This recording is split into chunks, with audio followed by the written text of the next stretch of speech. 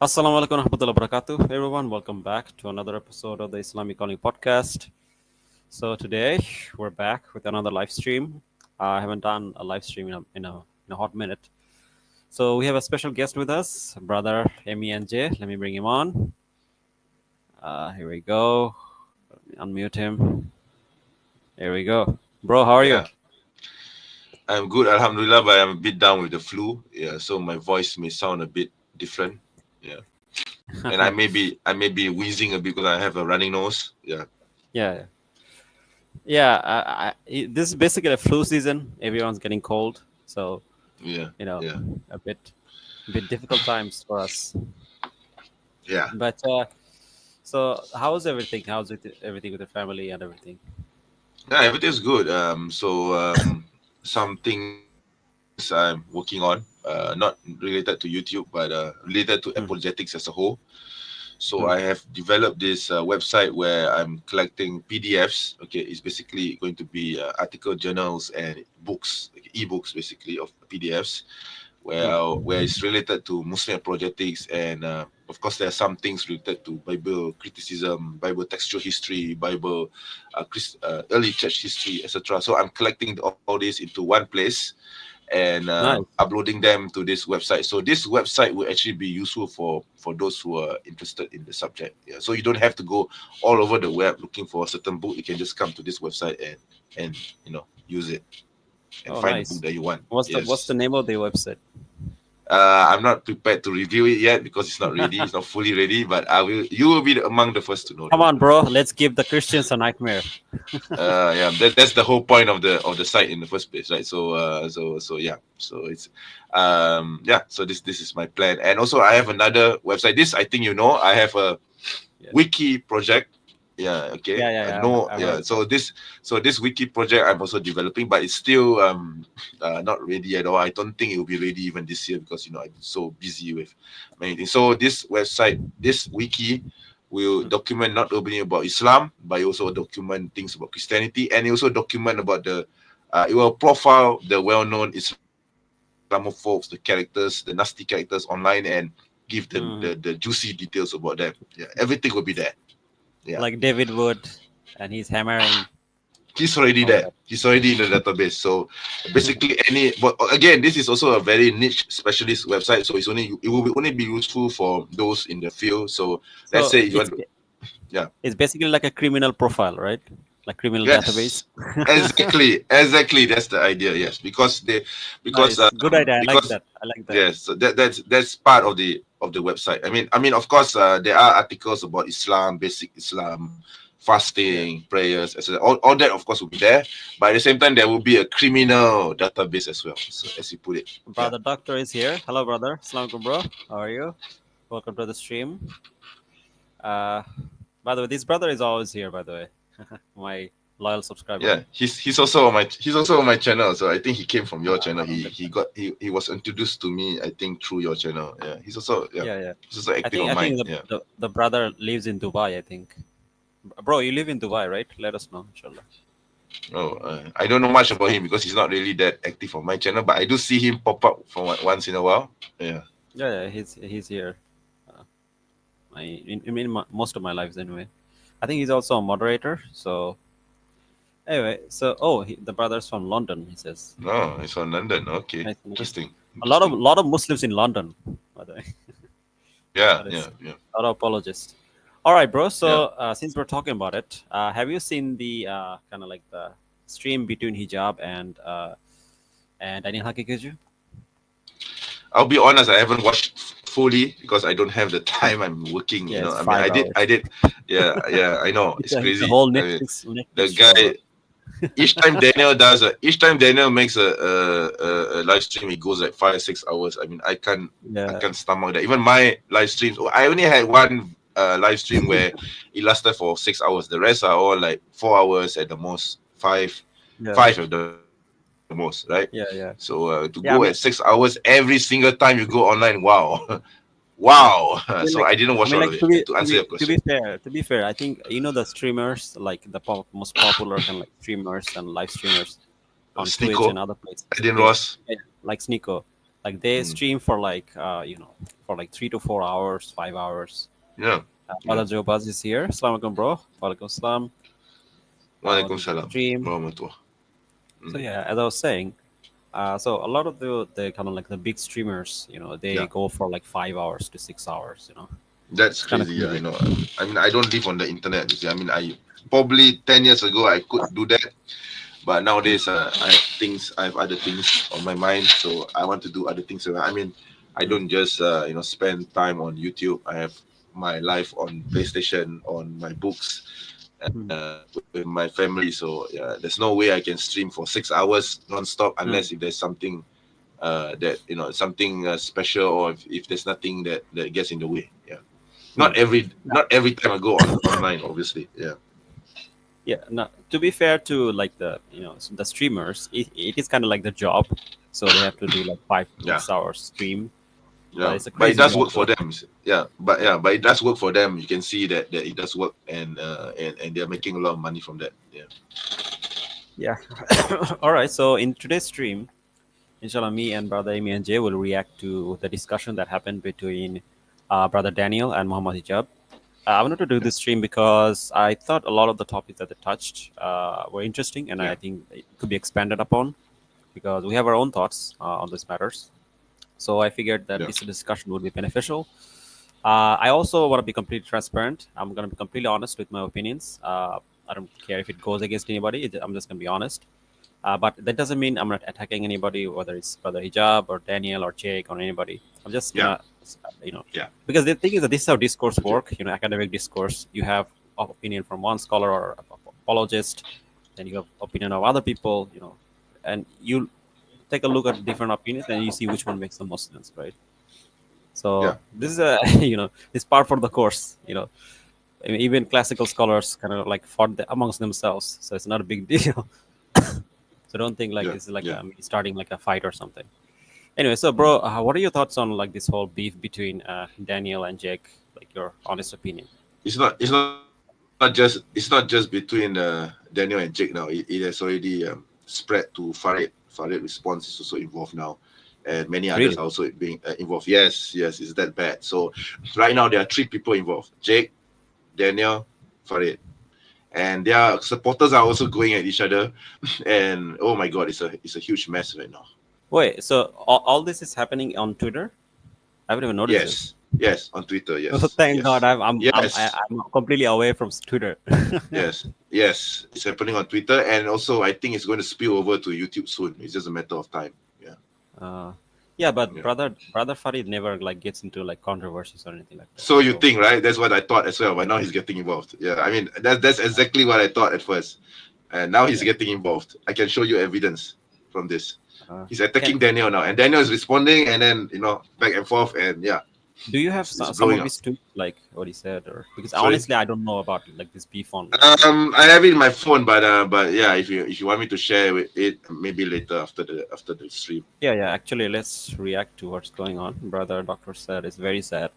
Yeah, it is Yeah. sad, but at the same time, we also need to remember that when it comes to discourse, any discourse, academic discourse, whether it's religion, comparative religion, there will be difference of opinion. Like even in Christianity, Yes. you have Yes. kind Yeah. of like I don't know if did you watch the debate between Hijab and like William Lane Craig? There were that Christians was that were that actually was that, criticizing that William was Lane Craig hilarious. and siding Yeah. with hijab. Yeah. Did you notice Yes, that? because yes, yeah, I know, I did, yeah, because the reason is because William Lane Craig gave a different understanding of Trinity as opposed to the one that is, the mainstream, the standard Yeah, at yeah, at Nicaea, yeah. A the lot of Nicene Creed, yeah, Catholics took issues with that. yeah, of course they would, yeah. Brother Akil is here. Assalamu alaikum, walaikum salam, bro. Welcome to the Walaikum stream. salam. Yeah, brother Akil also comes to my channel sometimes. I noticed. Yeah, yeah, Yeah. I know this as well. Mm, He's a regular, inshallah. yeah. So, uh, yeah. Speaking of kind of like infighting, uh, did A you lot of ever had any infighting right now. beef with anybody on online in the That's past? the beauty of yours truly, because I never get myself involved in disputes with the Muslims. I mean, no matter how much there are some people whom I actually despise. Okay, I'll be frank here. There are a few Muslim YouTubers whom I actually stay away from. Okay, if I mention the names, you would know. Okay, but I just stay away from them, and I just don't talk about them. I don't talk about them publicly. I may mention those names privately, okay, and I think I've Mm. mentioned them to you several times privately, Can but you I'll give me never some say idea? them You don't have to publicly. say the Yeah. name. Can you give me some Oh, idea? Don't. I think you will know some of them. Yeah, you will definitely Ah, know some of them. Yeah. Okay. Okay. Yeah. yeah, I think I get it. Yeah. So Yeah. Yeah. I just rather not. to, I rather not. Yeah. I rather not yeah, mention we're not names. gonna Yeah. say any Yeah. names, but he's very popular. Okay, He is. Yeah. he He is. oftentimes does these kind of like 4 or 5 hours live streams, right? Yes. Yes. That's right. That's one of them. I think you know who I'm referring to, Very right? kind of like debate style. Yeah. Um, I get it. I get Yeah. it. Yeah. Not Jake. All Right? right, Not Jake. so By the way. Don't get it. Yeah. I'm not Jake. Yeah. Although Not Jake. Yeah. I have my issues with Jake, but you know, See, you're revealing yours. Don't. Okay. this is Yeah. Ramadan Yeah. Tajallah. Yeah. What Okay. is Yeah. So Ramadan so Tajallah? what the hell is Ramadan Tajala? I'm sorry. I don't. I've never heard of this. Is it a So song? yeah, Is it a nasheed? Yeah. yeah, Speaking about songs and nasheed and music, there's this one person who calls himself Egyptian Muslim. A handle is Hmm, with the handle is the Egyptian coming on my channel hmm. and trying to takfir me, saying, "Oh, you have music in your channel, and we don't. Music is haram. There's hadith saying that music is haram. Blah blah blah." I mean, I tried to just calm him down by saying, "I don't accept your faith. I don't adhere to your faith." And but he goes on lecturing me about hadith and so on. I just don't feel. I mean, Yeah, this is not the I first think time. There's so many people who did this to me in the it past. Yeah. like if there's no like musical instrument, I think there shouldn't be much of an issue. But yeah, but let's not get into that. But anyway, Okay. Yeah. Yeah. yeah. Yes. Speaking So of which, we're yeah. actually gonna Yeah. react to the conversation between Brother Hijab and Daniel because they had a interesting conversation. Yeah. So let me put up the video for you guys. Is right share. Oh yeah, oh my God, it's 5 hours. Okay, so those in the comment section, how many of you have seen it? Let us know. So, okay, so this is like 5 hours, so obviously we can't watch all of it. So, bro, can you let me know which part you want to react to? I don't know. Uh, Hit me with anything that you have in mind because I didn't watch the whole thing. Yeah. let's start here. Let's watch some of it because I think I he did talks watch about the part graduating from where Azhar. I think. I think I oh okay, that was a different live stream. Yeah, yeah. I mean on Jake's oh, by the way, just to inform your audience, Hmm, Hijab did go onto Jake's channel, hmm, and on Jake's channel he was wearing the full Al Azhar garb with complete with the robe, the tawub, hmm, and the hat. Yeah, hmm, and the Al Azhar hat. So they were having a discussion there as well.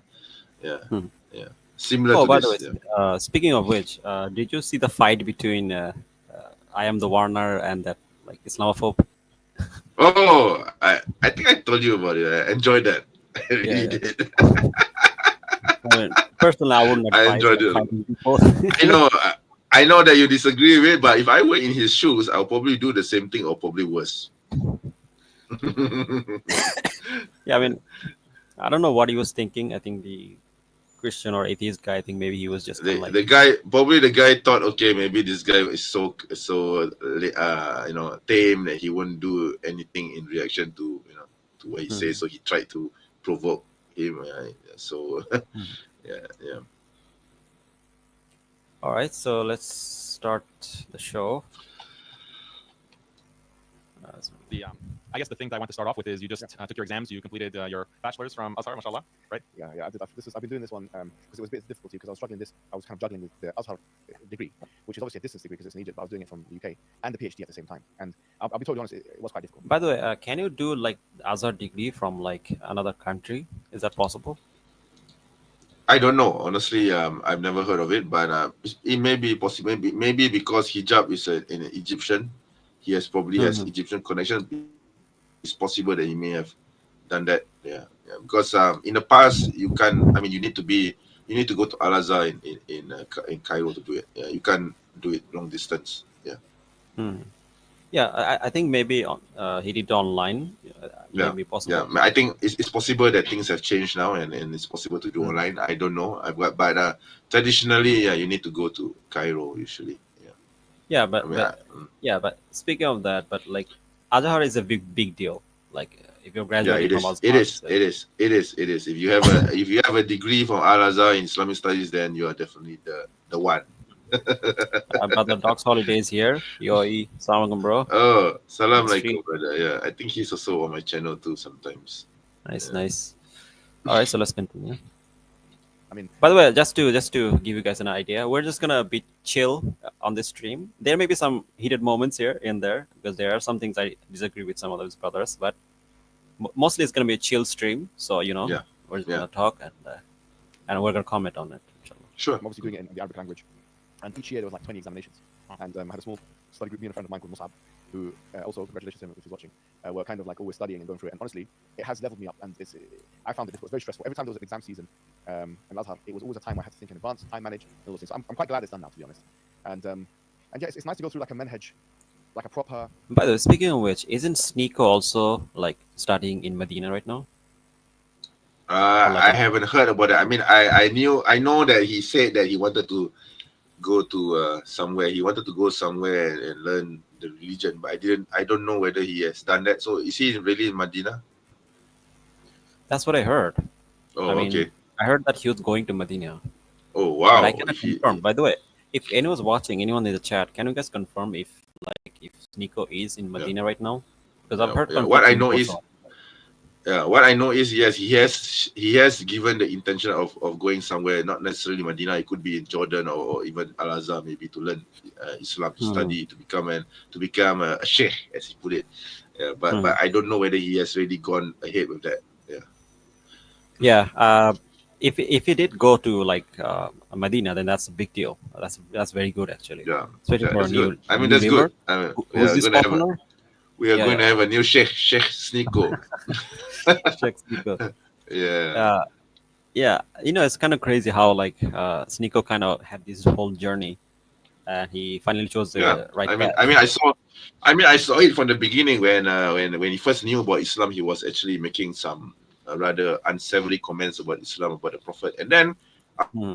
after a year later, he changed. He started to look deeper into Islam, and then suddenly I found Hmm. out that he reverted to Islam, and then from there Hmm. things, no, he became closer to Sheikh Uthman, and then he started to Hmm. learn about Islam. Then he was already joining debates. He was actually debating every. Will you believe it? Yeah, he was actually Yeah, yeah. debating every, and then wow, the guy, and then he went to Mecca to do Yeah, Umrah. Wow, wow, wow! yeah. It's been a good journey He's for him. he's I'm really probably gonna end impressed. up being more knowledgeable than us. To be fair. Yeah. I mean, seriously, if he goes down this route, he's definitely going to be a sheikh. He's going to be super Inshallah, inshallah. intelligent, much more than inshallah. Yeah, I mean, I'm happy for him. I'm really, Yeah, truly yeah, happy for him. Yeah. yeah. Brother Doc's Holidays says, "What's the topic?" Well, in this video, our live stream, we're basically reacting to Brother Daniel Haqiqatjou and Mohammad Hijab's conversation. We're just gonna Mm. discuss some of the things that they may not touch on, or like we're gonna expand upon some of the things they might touch on. And there are also things that we don't agree with the brothers, so we're gonna discuss that, Of inshallah. course, So yeah, of should be a course. chill stream, inshallah. Yeah, So yeah, let's inshallah. continue. Menhaj of Islamic studies in Arabic language. It's nice to be examined about it because now I don't feel like a fraud. Like obviously I speak a lot about Islam. It's not the only thing we speak about. We speak about politics, we speak about religion and society, etc., etc. But now when I speak about Islam, I feel like at least I've tested myself with bona fide professionals, University of Azhar, and that they have looked at all my examinations and they have passed all of the examinations, and therefore I have some remit to talk about Islam. So I do feel good about that. And to be honest, also there's been some modules that have really piqued my interest. Like this year we were doing balagha, and balagha. Actually, I was surprised to find how interesting I found it. Like balagha is rhetoric. For those who don't know, it's like Arabic rhetoric. Okay, so this is something I actually wanted to talk to you about, which is this concept of balaga, which basically means rhetoric, right? Yeah, Because that's the thing right. is that Yeah, yeah. I've noticed that a lot of, when it comes to apologetics, especially, balaga is actually very important. A lot of It people is don't actually. realize this. It is. It is Like, important. Yeah. because thing is that, how you're debating someone, and that person like makes these points about, oh, your prophet was X, your prophet was Y. Do you know why they do that? Like, especially the Christians, it's not because it's a good argument, it's because it's good rhetoric. It's a very good rhetoric against Islam. It's not because the argument is good, but the thing about rhetoric is that when you use rhetoric, the argument, even if it's like a bad argument, it seems like a good argument. It seems very convincing, especially if you put like all these emotions to it. Oh, look at these Muslims, look at what they believe, etc., etc. It's not necessarily because the arguments are good. It's just because the rhetoric is good, right? So basically, it becomes like propaganda. So basically, the idea behind rhetoric is that when you're making an argument, obviously the argument has to be logical or it has to be sound. But when you're making an argument, the argument not only has to be logical, it also needs to have some kind of rhetoric, meaning it has to be kind of like attractive to the listener so that he can accept it, right? And in the Quran, there are Yes. many examples of this, right? Yes. Where Allah Subhanahu wa Ta'ala will often ask questions to Yeah. the disbelievers, right? For example, he Yeah. will ask Yeah. the kind of like the Jews who are breaking their own traditions that do you take some Yeah. part of the religion and leave others? So it's a Yeah. very kind of like beautiful way of saying that you're a hypocrite. Yeah. Of course, the Quran Yeah. could have simply said that, but by highlighting their hypocrisy in such a beautiful way, it kind of like the arguments become more effective in a way. So I Yeah. think That's all. this is actually the point it touches on is actually very important. A lot of people don't realize Yeah. this, especially in Yeah. apologetics. When you, Yeah, it's not just only that. It's also a feature of Arabic poetry and Arabic Arabic literature. So that is why the Quran. One of the reasons why the yeah, Quran it's not employs just in balagha. Arabic Yeah, though. Like yeah, I think it's a kind of like thing that a lot of people use in literature, in yeah, debates, arguments. yeah, Where basically the argument, like for example, if you're arguing with a Christian, right? Like you could like say things like, oh, the treaty doesn't make sense because of this X reason or a Y reason. Be very academic about it, or you could simply say, well, how can God die? Simple question, but like it's like how can God go to the toilet, right? yeah. Like what is it? It's rhetoric, but it's effective, Yes. right? Because it doesn't make Very sense. effective. Very effective. Very effective How rhetoric. could God come out from the birth canal of a woman? Yeah, exactly. Uh, So that's basically what it means when you're using rhetoric, basically. yeah, yeah, It's divided into three, and the third type of balagha is something called al-badi', and al-badi' is embellishments, tahsinat or muhassinat al-lafziyya or ma'nawiyya. So what's really interesting about that is that you learn about the rhetorical devices the Quran uses to communicate the message, and it's striking at the heart of what makes the Quran mu'jiz or miraculous. And I just felt that was All right, really so powerful I because think we can I was skip killing many that birds with one part. stone. On the one hand, Let's go to the controversial bits. okay, sure, sure. Yeah, he's just relating his experience. Threats from Elon Musk. You wanna react to that? Do you know what's going on with that? Because I've seen it on X. Because and also I think Hijab mentioned this in one of his videos, but I don't know whether you're Mhm. aware of it. What's going on? So apparently, Hijab at kind of attacked Elon. He mentioned something about his Elon's father Yeah. having a I saw that scandal video. I with saw the video. yeah. I think you saw the video, right? So apparently, Elon Musk sent someone Mhm. threaten hijab, I think, or Yeah. someone's. Okay, so yeah, so that's Yeah. is basically the issue. Yeah. I mean, Elon Musk is basically a man child. I mean, like he I has mean, such a fragile who ego. Yeah. believe it or not, He's he such a named fragile ego. one of his children with a mathematical formula. I think it was. Who does that to a child, man? What's Yeah, I mean, what's funny let is me see that if I get. did you Yeah, know that he supposedly on like Trump's rally he did like this kind of like salute, right? I saw it. Yeah, I saw it. It I was saw it. basically like a another like Nazi salute, I saw and it. Yeah. everyone's like criticizing him and all this, and he's saying that oh no, he's like, this is just like a normal salute. It's not Imagine if I because were he to do because it he now. If I do supposedly it likes now on your Israel, channel, so it's yeah. okay. Yeah, yeah. If I were to do it now on your channel, your video is going to be taken down the next day for sure.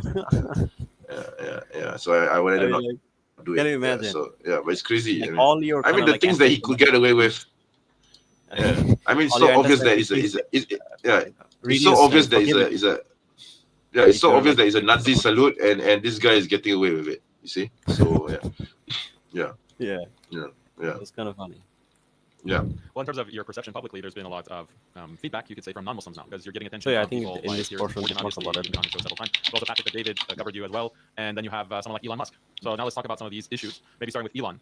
So what came of that? Because you released a video saying that someone in Elon's circle contacted you and basically said something that sounded like a threat. And And I was worried actually because he's been unhinged. Like Elon has been unhinged. You've criticized him as a reaction to his assault on Muslims, and he's slandering Muslims. He's smearing Muslims as groomers, etc. For his political purposes. He's in the pocket of Zionists, etc. So you came out very strong against Elon. And Yeah, speaking of that, like actually, I think Andrew Tate is kind of doing the same thing.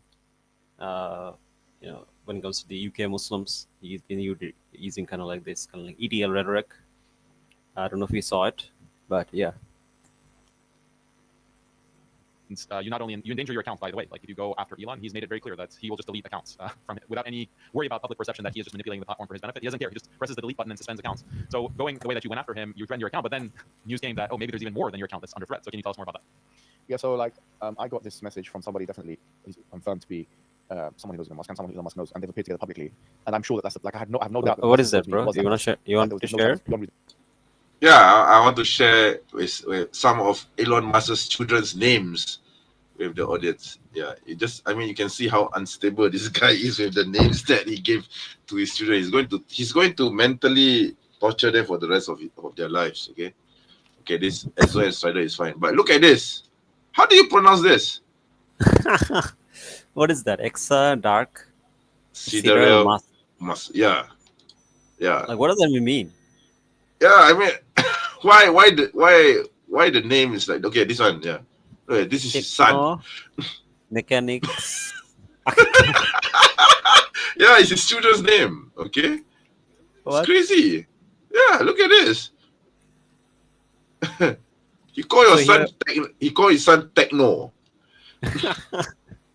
My God, this guy is going to. I mean, his son is definitely going to be bullied in school for the rest of his life. Okay? Yeah. That's for sure. He only has like 2 child? No, he has 12. What? He has 12. Yeah, he's 12. Okay, this is another one. How do you pronounce this? XAE, originally XAE12. How do you pronounce this? How do you call this person? You can see how seriously, who abuses their children? This is child abuse, man.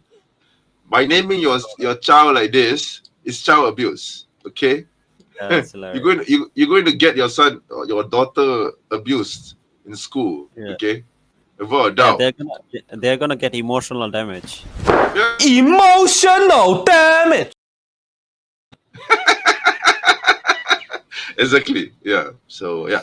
So I think the point is taken. Okay, I'm going to stop sharing this now. Yeah. Okay. Yeah. That's hilarious. Reasonable doubt. The person I spoke to was that person, and that person sent me these messages, and they were basically messages that, okay, well, Elon Musk, he knows who you are, and the brother was, or the guy, or the man, or whatever, the figure, the informant, was putting it in a way which was brother Doc's Holiday says Andrew is still a Muslim. Yeah, he's still a Muslim. I think at least he claims to be. So should be still for Muslim. now. Like we still assume the best, but the way he's behaving is kind of problematic, to say the least. You want to ask something, bro? Yeah, I think I think Muslims are giving too much pressure on Andrew Tate or even Sneeko, although Sneeko has been progressing well, but Andrew, I mean he just became a Muslim like what, 1 year ago, 2 years ago. So I mean, come on, give him some slack, man. I mean, he's not going to be an angel overnight just because he reverted to Islam 2 years ago. But the thing is that like it's been a while now. Like I don't think you can use that excuse anymore. And he's a very, very big personality. So, I mean, different people has different time frames. Sometimes, sometimes it can be up to 10 years. I mean, it depends. I mean, I don't know. I mean, you need to give him space and time, regardless. Yeah, you cannot expect him to be an angel. Yeah, sure, but like, when like you're that big of a personality, and like everyone's telling you like, don't do this. That's actually the problem, because you're giving too much pressure to him. I mean, he's not a sheikh, he's not an ulama. He's just a celebrity. Okay, so I mean, come on, cut him some slack. Yeah, that's it. Yeah. Right, let's continue. Okay, I think we can skip this part. And so, okay. Let's go to. Let me know which part, if there's any part you want to stop criticizing Elon Musk. If you don't do that, things are going to start getting really bad for you. Okay, I think we can react to this one. Opposed to hating around. Yeah. Please react to that. So Brother Muhammad says, keep speaking about Yemen. We will Because, med studies. They're Western. I'm gonna have some disagreement with brother Daniel here. regarding Iran. But let's continue. puppets, and they Okay. want to make a Sunni Shia fight so bad when it's not. Thanks for everything. So let's keep speaking about Yemen. Do you want to get into this now or later? The Yemeni people, I think, are very, like, of the Arabs, there's probably top 3 most honorable Arabs out there. They actually are honorable. They actually are hospitable. They actually will give you loyalty and respect. And it's a tradition that goes back for thousands of years.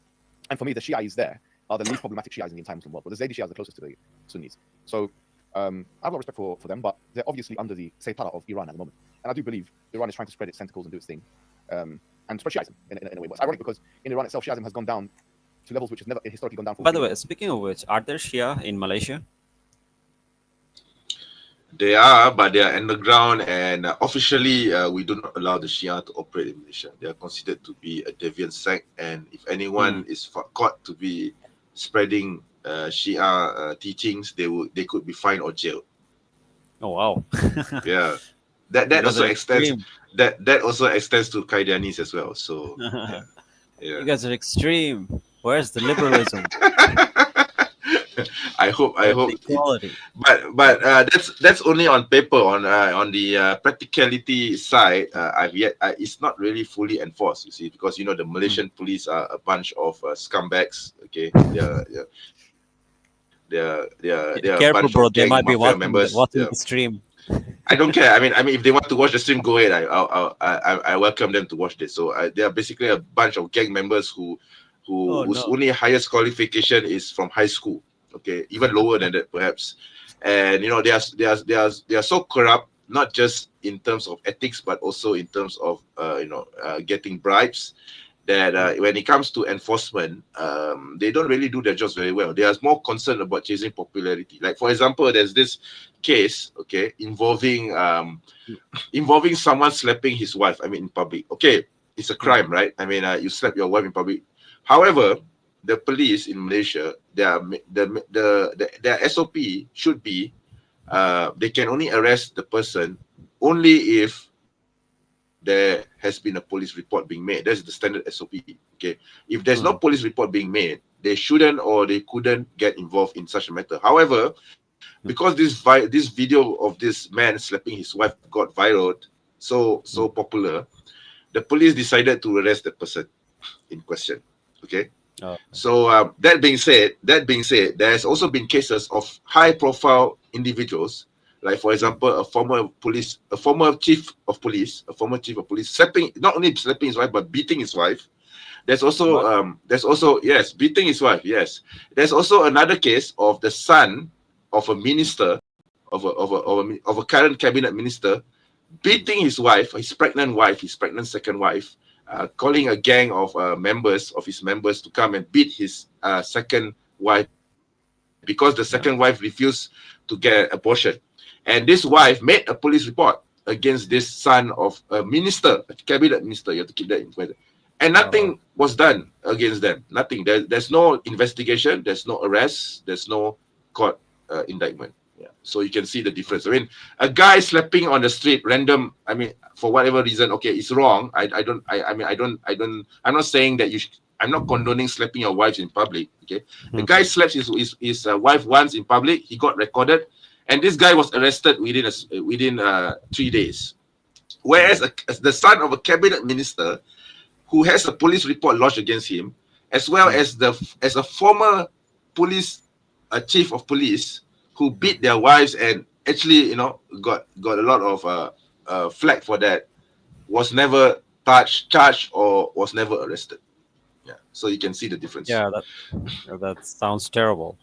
It kind of sounds like the police in Bangladesh, to be honest. Yeah. Like, we also have kind of like this kind of like corruption problems, and Exactly. especially like when it comes to bribes. And the story in Bangladesh, like, police were literally involved in killing nearly 2,000 student protesters. There were even cases where they like straight up like walk up to the student and shoot them with a blank shotgun. Because these people think that, because the reason is simple, because they think that they have the law in their hands. So it's basically like Judge Dredd. I am the law, so they can do anything that they want. That's why they have these delusions of grandeur, even though they probably did not even pass their high school. Yeah, I mean, we have many cases of that. But yeah, let's continue, inshallah. Let's get to the Iran issue. So a poll recently which said that I don't know if it's 30% of Iranians consider themselves to be atheists or non-religious people, because Shiaism really, when it's extreme, total Shiaism, it's not actually Islam. When it's extreme, when it's actually extreme, it's a different religion. When it becomes extreme, I'm not saying that the 12 are not Muslim, but when it becomes extreme, and therefore it doesn't have the capacity to keep people to be Muslim. Like you can never imagine the same thing happening in Algeria as what's happening in Iran. It's because it's like people are not attached to the Quran as much.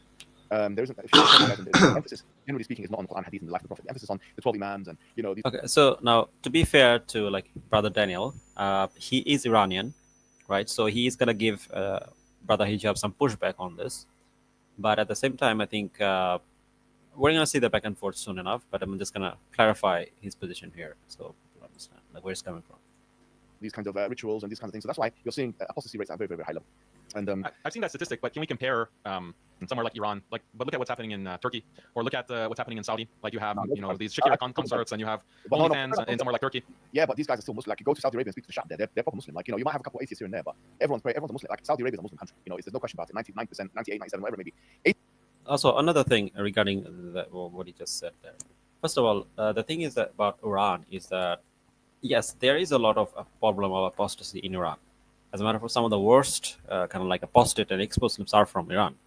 So what Brother Hijab said is not inaccurate; it's actually true. Yeah, you remember you remember that guy Moji who calls himself a Muslim. Yeah, so he's from Iran. Moji, Yes. No, he's not doing that one. Okay, but yeah, he's an Iranian, and yeah, you can see his deviancy. Even though he claims to be a former atheist and that allegedly he returned to Islam, but you can see the Islam that he brought, which is basically liberalism. Okay. Yeah. I think one of the main problems here is that what the brother Daniel was saying is that look at all these other countries. The thing is that no one is saying all these other countries are good, right? So it's like a whataboutism, right? The thing is that as soon as we recognize that our countries have problems, like because these are secular countries, and we're not claiming to be like some kind of leader of the Muslim world, right? But the problem with Iran is that Iran is claiming to be some kind of leader of the Muslim world. I mean, he calls himself an Islamic republic. That pretty much tells you. Yeah, that's where the problem comes in. Like when you're gonna claim you're the leader of the Muslim world, but your behavior says otherwise, it's a problem, right? The thing is about Saudi Arabia, even like Saudi Arabia also claims to be like the leader of the Muslim world. No, but it doesn't have the Islamic title. I mean, if you look at the name, it's just a Kingdom of Saudi Arabia. That's it. Yeah. But if you ask them, they see more of themselves as like some kind of caretaker of the Kaaba. Okay. Like I think that's what the custodian of the two mosques. Yeah. So I don't think the two situation is the same. But even then, like we're not saying that this like the Muslim world is perfect. That doesn't invalidate, especially the criticism towards Iran. So I think it's a kind of like fallacious way to like kind of assess this. Iran, you see, the thing is in my years of my 2 decades of being involved in apologetics, I've come across many Iranians who have become either atheists or Christian. Okay, and some of the worst anti-Islam polemics that I find online actually came from Iranians. Yeah, like for example, I don't know whether you heard of this person before, Ali Sina. He's an Iranian. Yeah, he's Iranian. He's Iranian, and he became an atheist, and then he started attacking Islam, and he comes up with the most vile attacks on the Prophet Salam. Most of the things that you find online now originate from him as well. Apart from the botak Sam Shamoun. Yeah, these two idiots, Sham botak wife beater Sam Shamoun and Ali Sina. These two characters are the source for most of the nasty things that are circulating online today. And this was like 20 years ago. So imagine this. Now we are now in 2025. I saw the material in 2003. Yeah. Oh wow. Yes. Yeah. It started after 9/11 actually. The most of the things, the vile things that they say about Islam came after 9/11, because of Al Qaeda and Osama bin Laden, blah blah blah. Yeah. By the way, just to clarify one thing, which is that to be fair to like to Iranians overall, we're not saying that all Iranians are like atheists or whatever, right? Obviously not. No. There are Sunnis in Iran, right? No, they're not. Of we're course talking not, about a very large number though. Like there is an Yes, element of yes. kind I of mean, I liberal mean, I Muslims. mean, even if it, Very high. I mean, even if Yeah. it's just 5% or 10% of Iranians who apostatize and attack Islam, that's still a very huge number. Yeah. Okay, it's a very large number. And, and Okay, and the thing yeah, is that one of the reasons this is happening is because uh, basically Iranians, many Iranians are seeing how oppressive kind of like the Shia version of kind of like this yeah, clergy is, yeah, and yeah. Not thanks to Khomeini and his gang of yeah, thugs. Yeah, yeah, yeah, and then they're attaching that to like Islam, so it's kind of yeah. distorting the image of Islam in a way over there. Exactly, So they're exactly. not getting the And true yeah, dawah or like call to Islam because of that, and it's harming the image of Muslims worldwide in general. I mean, the behavior pretty much damages or it's not contributing. I wouldn't say damage. I would say that it doesn't contribute anything positive to Islam at all. Yeah. Yeah. Maybe the intention So is not to damage, but it seems that it's damaging a lot of the things that we do. I mean, people like yourself and I, we try to refute these allegations, but it's very difficult to do that when Iran is doing something else from what we are saying. So they accuse her of what? Takia. You see, it's because of what Iran is doing, which is contrary to what we are saying. You see, yeah, yeah. So basically, what Brother Daniel did here is kind of like a fallacious, because red herring fallacy also. Because the yeah, thing is that it's a distraction. Because like we're not saying that all these other Muslim countries are perfect.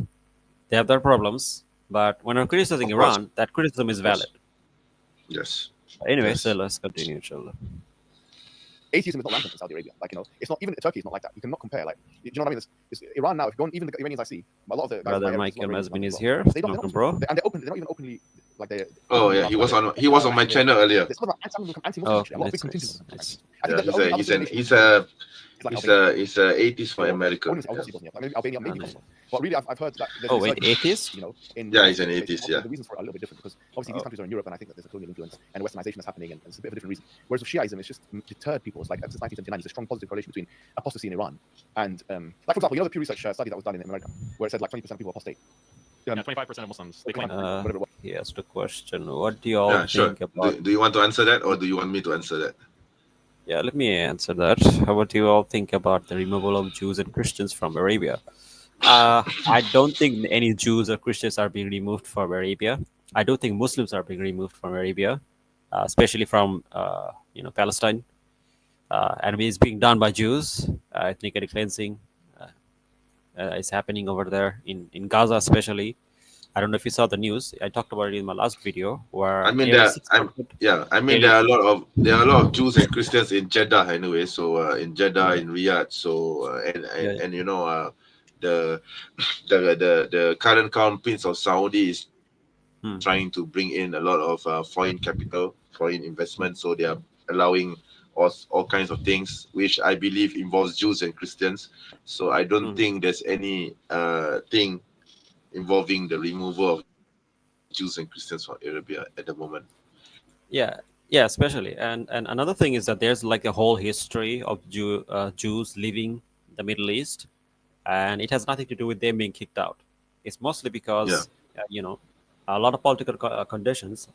yeah, Actually, what's funny is that the Middle Eastern nations actually tried to stop the Jews from leaving, but because of the propaganda from the Mossad and like Israeli yeah. agents, a lot of people just left. So it's not the fault of Muslims. They're not Yeah, kicking I them think out. I think you're referring to Operation Carpet or something like this. Yeah, yeah. I don't Yeah, remember. no, Yeah, I mean, like, yeah, I did a whole reading on like what happened mm, to the Jews in regards to the Middle yeah, East. Mostly, yeah, what happened is that Israel gets created, this tension between the Arabs and the Jews, and the native Arab countries. They say that they discourage the Jewish people there to go to Israel because it's going to strengthen Israel, right?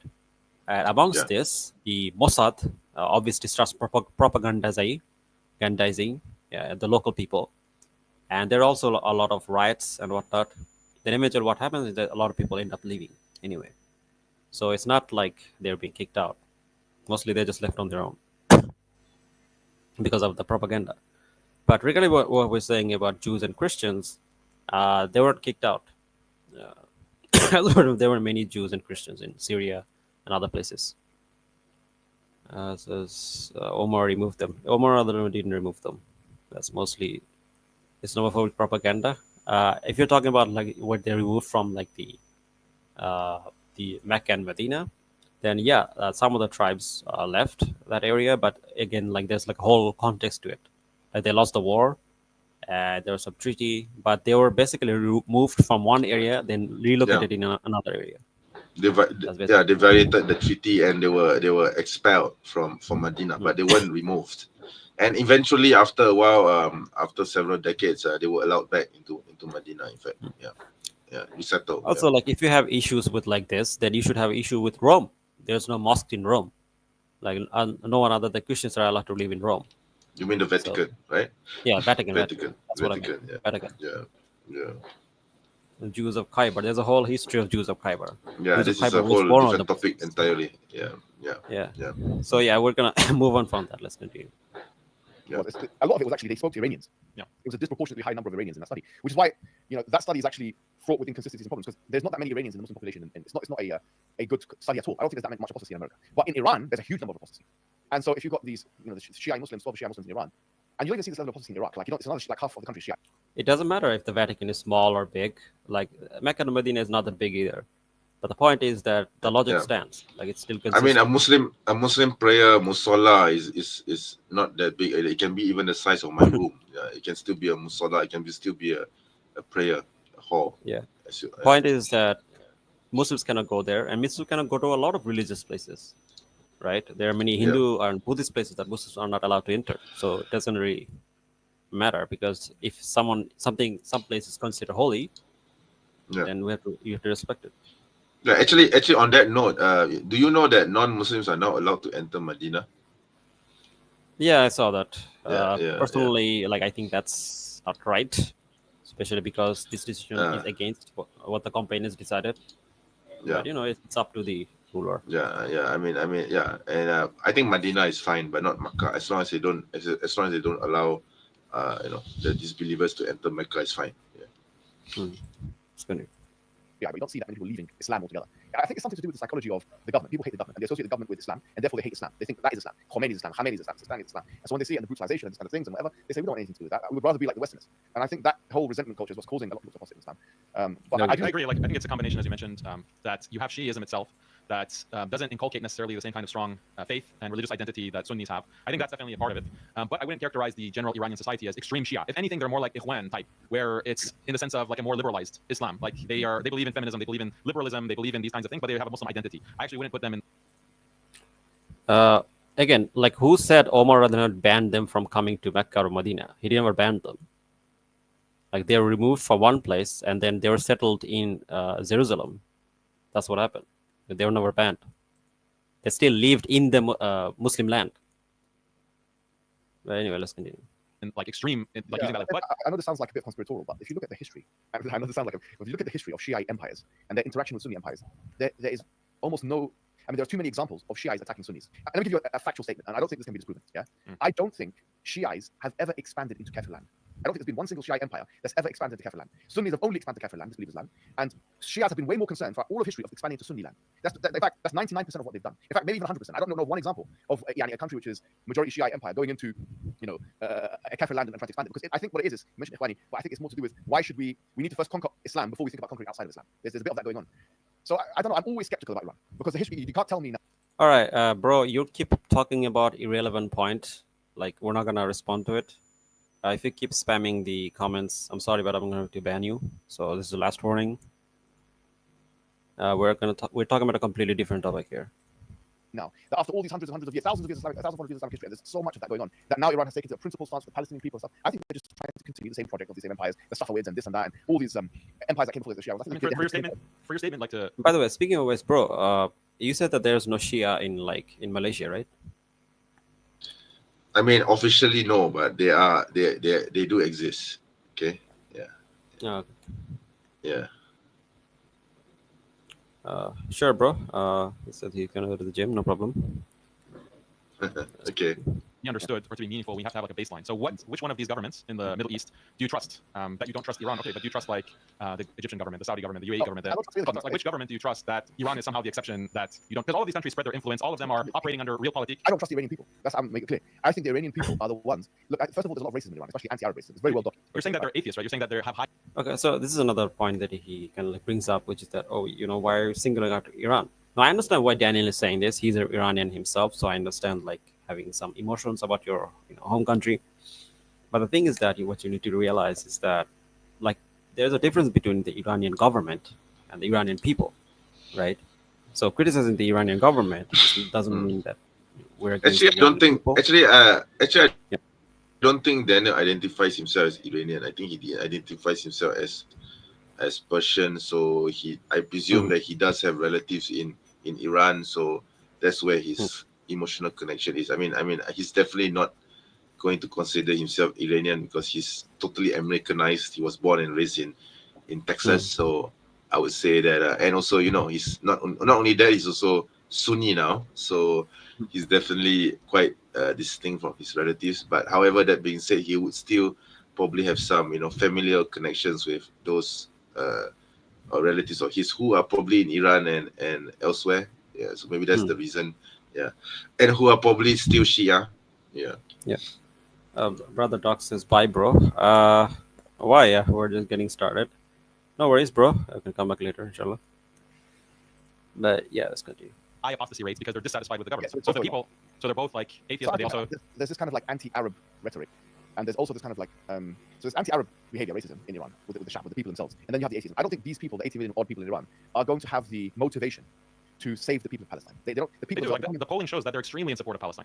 I mean, this goes deep into Shia theology because they have the idea of Yazid and Hussein, and Israel is Yazid. Israel is the one who is boycotting and isolating Hussein, the Palestinians, in order to starve them to death and ultimately massacre them. No, but the polling shows that the public support within Iran is Okay, very much going in to support of this Palestinian. polemic. The people who are not in support of Palestine are the atheists that you're mentioning, the liberals, the atheists. They don't. Yeah, this is not true. First of all, there's a massive problem defending Iran because the thing is that one thing you need to understand is that Iran literally did the same thing that Israel did in Syria.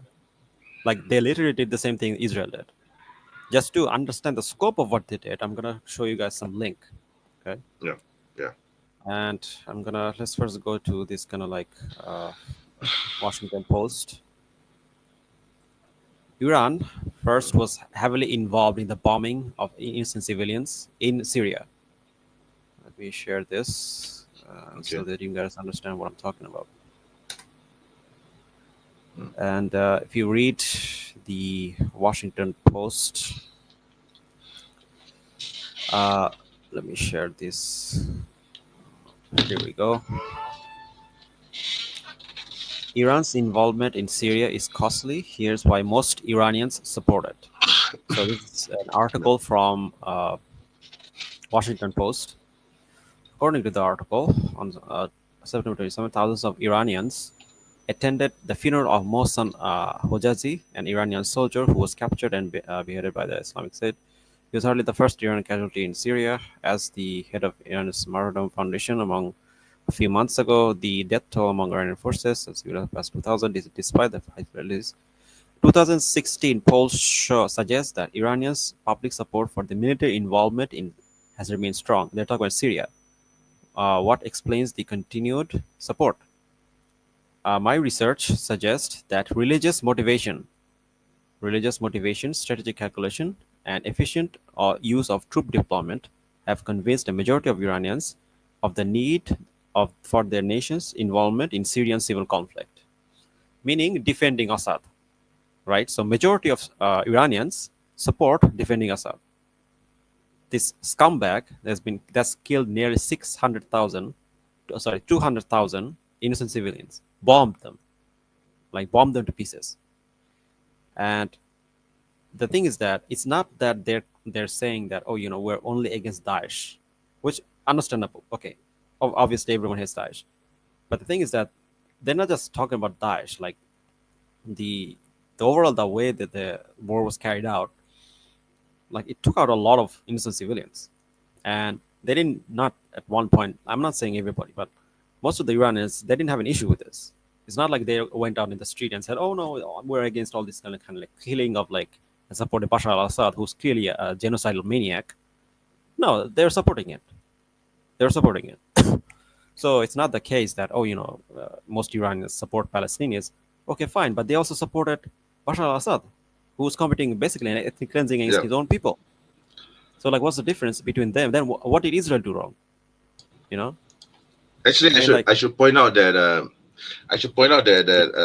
that Daniel was against HTS trying to overthrow Bashar. By the way, oh really? yeah, yes, he was. Yeah, yeah. That's interesting. But Yeah. there's some other things I want to share. Uh, yeah, that's one I mean, thing. that's actually one of the reasons why Jake is against him and why Farid has not joined the fray because Hmm. of these things where Daniel says, he's saying that HTS is an agent of Israel and that HTS didn't do anything when Israel was taking over the Golan when they were moving forward to take over the Golan, and then he was also saying that HTS is probably working for the Israelis, blah blah blah, and then all this. Yeah. Yeah. So yeah. So that's one of the reasons. Yeah, Yeah. so basically, in this, if you read this article, it basically talks about the Iranian intervention in Syrian civil war. They send like thousands of like militias. Look at all these names, like all of these kind of like are Shia militias and skill squad, like a lot of them, Yeah. Yeah. A lot a of lot them. of them. Yeah. So they're heavily involved in this massacre. And Well, according to Iran is not expert for Syria anyway. So yeah, another thing is that yeah. according to SNHR, which is like the human rights organization in Syria, the vast majority of these killed were at the hands of Syrian regime forces and Iranian militias. So basically, the combined forces of Syria and Iran, they killed nearly 200,000 people. And if you look at there's a article on it, a recent paper actually. Let me share this. And so the thing is that like I understand like brother Daniel trying to defend his home country, but like this is not acceptable. Look at this. So nearly 200,000 people like that. These bloods are on their hand. Like you can't defend this, you know. And if you're going to defend this, then what's wrong with Israel? Like what did Israel do wrong? Right? They did the same thing. Like they were also, by the way, in Syria, they were also ethnically cleansing those lands. By the way, they said, "Oh, these are rebel areas," but they mostly cleared out everyone. And there is also a news article that if you see, you're gonna understand what I'm talking about. And if you look at the numbers, it's nearly 2,000 people. Sorry, 200,000 people that they kind of like killed or like ethnically cleansed. Here, let me share this link. Guaranteed Syrian war. If you go to the numbers, here we go. Yeah, Syrian government forces nearly 200,000. This also includes, by the way, Iranian forces as well. Nearly 200,000 people. And then later on, it went to the number of 100,000 people. Yep. Exactly. Yeah. Now let's take a look at Hezbollah because this is an issue that's going to come up later on. So let's see what like Hezbollah think of that they're doing because it's important because it's going to come up later. Let me play a little bit of the clip here. Let me show because the thing is that you need to understand the context of this. So I'm gonna play this clip a little bit. So let's watch this. So basically, when like the rebels were taking over areas in Syria, they basically helped Assad kick them back, push them back. These people who Yes. are trying to fight this kind of Yes. like bloodthirsty tyrant, they're Yes. pushing them back and basically ethnically cleansing them. Yeah. You're on the invitation of Assad because he needed help to push back Yeah. the rebels. So the Free Army, the Free Syrian Army. So what Assad did was he enlisted the help of Russia and Iran. So Iran got Hezbollah to enter Syria. Hmm. But so when HTS did so one of the reasons why HTS was successful in overthrowing Assad was because Russia is now preoccupied with the war in Ukraine, and Hezbollah, because of the war in Lebanon against Israel, they lost their leaders there, and also the pager attack and the walkie-talkie attack that crippled Walkie-talkie their attack. organization. Yeah, I call it the walkie-talkie attack and pager attack. So that caused their leadership to be, well, not crippled somewhat, I guess. So they are focusing too much on that. So they don't have the manpower or the will to help Assad anymore. So once these two forces were taken off the table, that was why HTS was able to advance from Idlib right up until the Aleppo, and then from Aleppo right to Damascus. So that was one of the reasons why HTS was victorious. Yeah. So by the way, I don't know if you saw it. So basically, there were like 200 people marching. They bombed and killed all 200 of them. Just watch this. Wow. Yeah, just watch this. I haven't seen Blown this. up. See that? Oh my. The whole road. The whole These are all road. Sunni Muslims, by the way. All gone. Oh my God. Like, Oh and my- this has nothing to do with Lebanon. Like the Syrian rebels no, never threatened Definitely Lebanon. not. Never, You know? Definitely not. Yeah, nothing to do with Lebanon at all. Exactly. بده يذبحك ويقول لك جاييك انا بس And are telling you you're next when we're done with Syria. Like again, like no one is saying that. Like the Syrian rebels never. calls the shots over the Kalamoon Mountains by the Syrian. So basically, this is like the refugees that escaped from that area. And basically, just listen to the way they're describing what's actually happening. It's basically ethnic cleansing. Like they basically ethnically cleanse the whole area, frying pan into the fire. So basically, what happened is that they were basically being kicked out from their own land, and the whole area was being taken over by Hezbollah, which is not local to the land, by the way. So this foreign army comes from this foreign land, they're comes Lebanese, here. and they enter Syria. Yeah. Entered their land and they kick them out. Like, what do you call that? What do you call that? It's ethnic cleansing. So according to Daniel, we should be friends with these people who are ethnically cleansing us. Amazing. Like, how does that make sense? Brother Kakashi is here. Assalamu alaikum, bro. How are you? What is the tool icon in front of your name? Tool icon? I don't know what you're talking about. What tool icon? Well, I think that's the name anyway. So yeah, so basically, like, if you listen to Daniel, like, that's what it sounds like. It's saying that all these people that committed atrocities, killed like 200 people, hundreds, thousands of people, helped Bashar al-Assad butcher them. Oh, we should ally with them. No, like what's the difference between what they did and what Israel did? And the thing is that if you're going to say that, we should ally with them, then what's wrong with being allies with Israel? Right? I mean, like, if we can ally with like Iran, even though they have committed these kind of war crimes against us, ethnically cleansed us, the Sunnis, right? Then what's wrong with Israel? They did the same thing. They're also ethnically cleansing us. So, like, what's the difference? Like, this is the problem I have with like Daniel's take, right? If you're going to be principled, then you have to be consistent. If you're going to say, okay, you know what, we should be allies with Iran. Even we know that they have committed war crimes against us, the Sunnis and all these other Muslims. Still, they're still better than the Kuffar, and But the Shia are Kuffar. The Shia are Kuffar. That's the problem. Many people will say that their beliefs are problematic and kufri, right? But the They thing are is that Kuffar.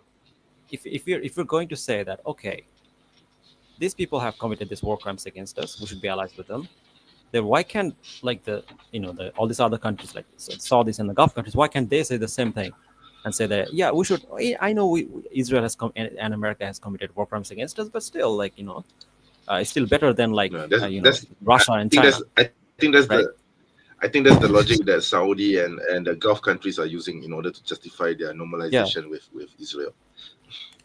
Yeah, because obviously, they're afraid of Iran. So they don't want you're Iran. saying that if you're going to say that what Israel is doing is wrong, that what Iran did is wrong. Therefore, I don't think an alliance makes sense either way. Yeah, other than just amongst the Sunnis themselves. Yeah, true. So true. Allah. The Syrian regime launches regular airstrikes on Arsal. Jihadi So rebels. yeah, this is basically what Hezbollah did, but what they did is much more terrifying than that. Now, these videos I'm gonna share are gonna be a bit disturbing because it has some graphic image. I don't know if my video is gonna get Yeah. You have to be careful it or because not. it might get demonetized or something like this. Yeah. But I need to share this because you guys need to get a good idea of what we're talking about. Because the thing is that when Daniel is saying maybe I mean, he's there not was, thinking fully, or like maybe one funny thing about YouTube's policy. There was this one time I read out or I shared one. I think it was just a short para of a statement from the New Zealand terrorist. What was his name now? Yeah. So it was part of a debate against Apusi. So because I shared that information on the screen, YouTube banned that video. Will you believe it? Yeah, YouTube banned the video simply because I quoted a terrorist, a New Zealand terrorist. I just quoted him in order to refute the guy, but YouTube said that I am promoting the guy. No. Yeah, I mean, like YouTube's like guidelines are. Yeah. So yeah, just telling you. Yeah. So you have to be careful about this. Yeah. Just telling you. Yeah, so let's be careful about this. Well, let's check this out. So this is a famous footage, by the way. A lot of like Western media journalists and Middle Eastern journalists covered this, but this footage is very famous. You know, recognize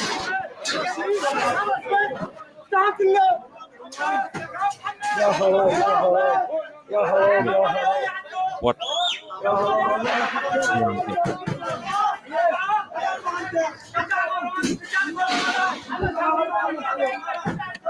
Do you remember this kid, bro? Like he went viral after this. No, I have not seen this video before. So basically, this is like a 4-year-old kid, and the whole building was bombed. His whole family was probably killed, And what's funny is that the kid was so like calm when he probably got severely injured. He's bleeding all over. He's so calm, and this footage actually basically went viral because this actually affected a lot of people. He probably has a concussion and is in the daze. Yeah. He's probably in the daze. He probably couldn't analyze his situation properly. Yeah. It's not because he's conscious of what's happening to him. Yeah, that's why he's reacting that way. This is what Hezbollah did. This is what Assad did. Yeah, it's horrible. It's horrible.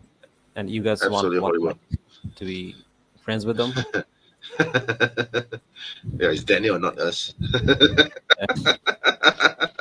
I mean, and again, like just as a word of advice for Daniel, like the thing is that it's one thing if you try to understand like things from your own current perspective, but it's completely different when you say we should be allies with people who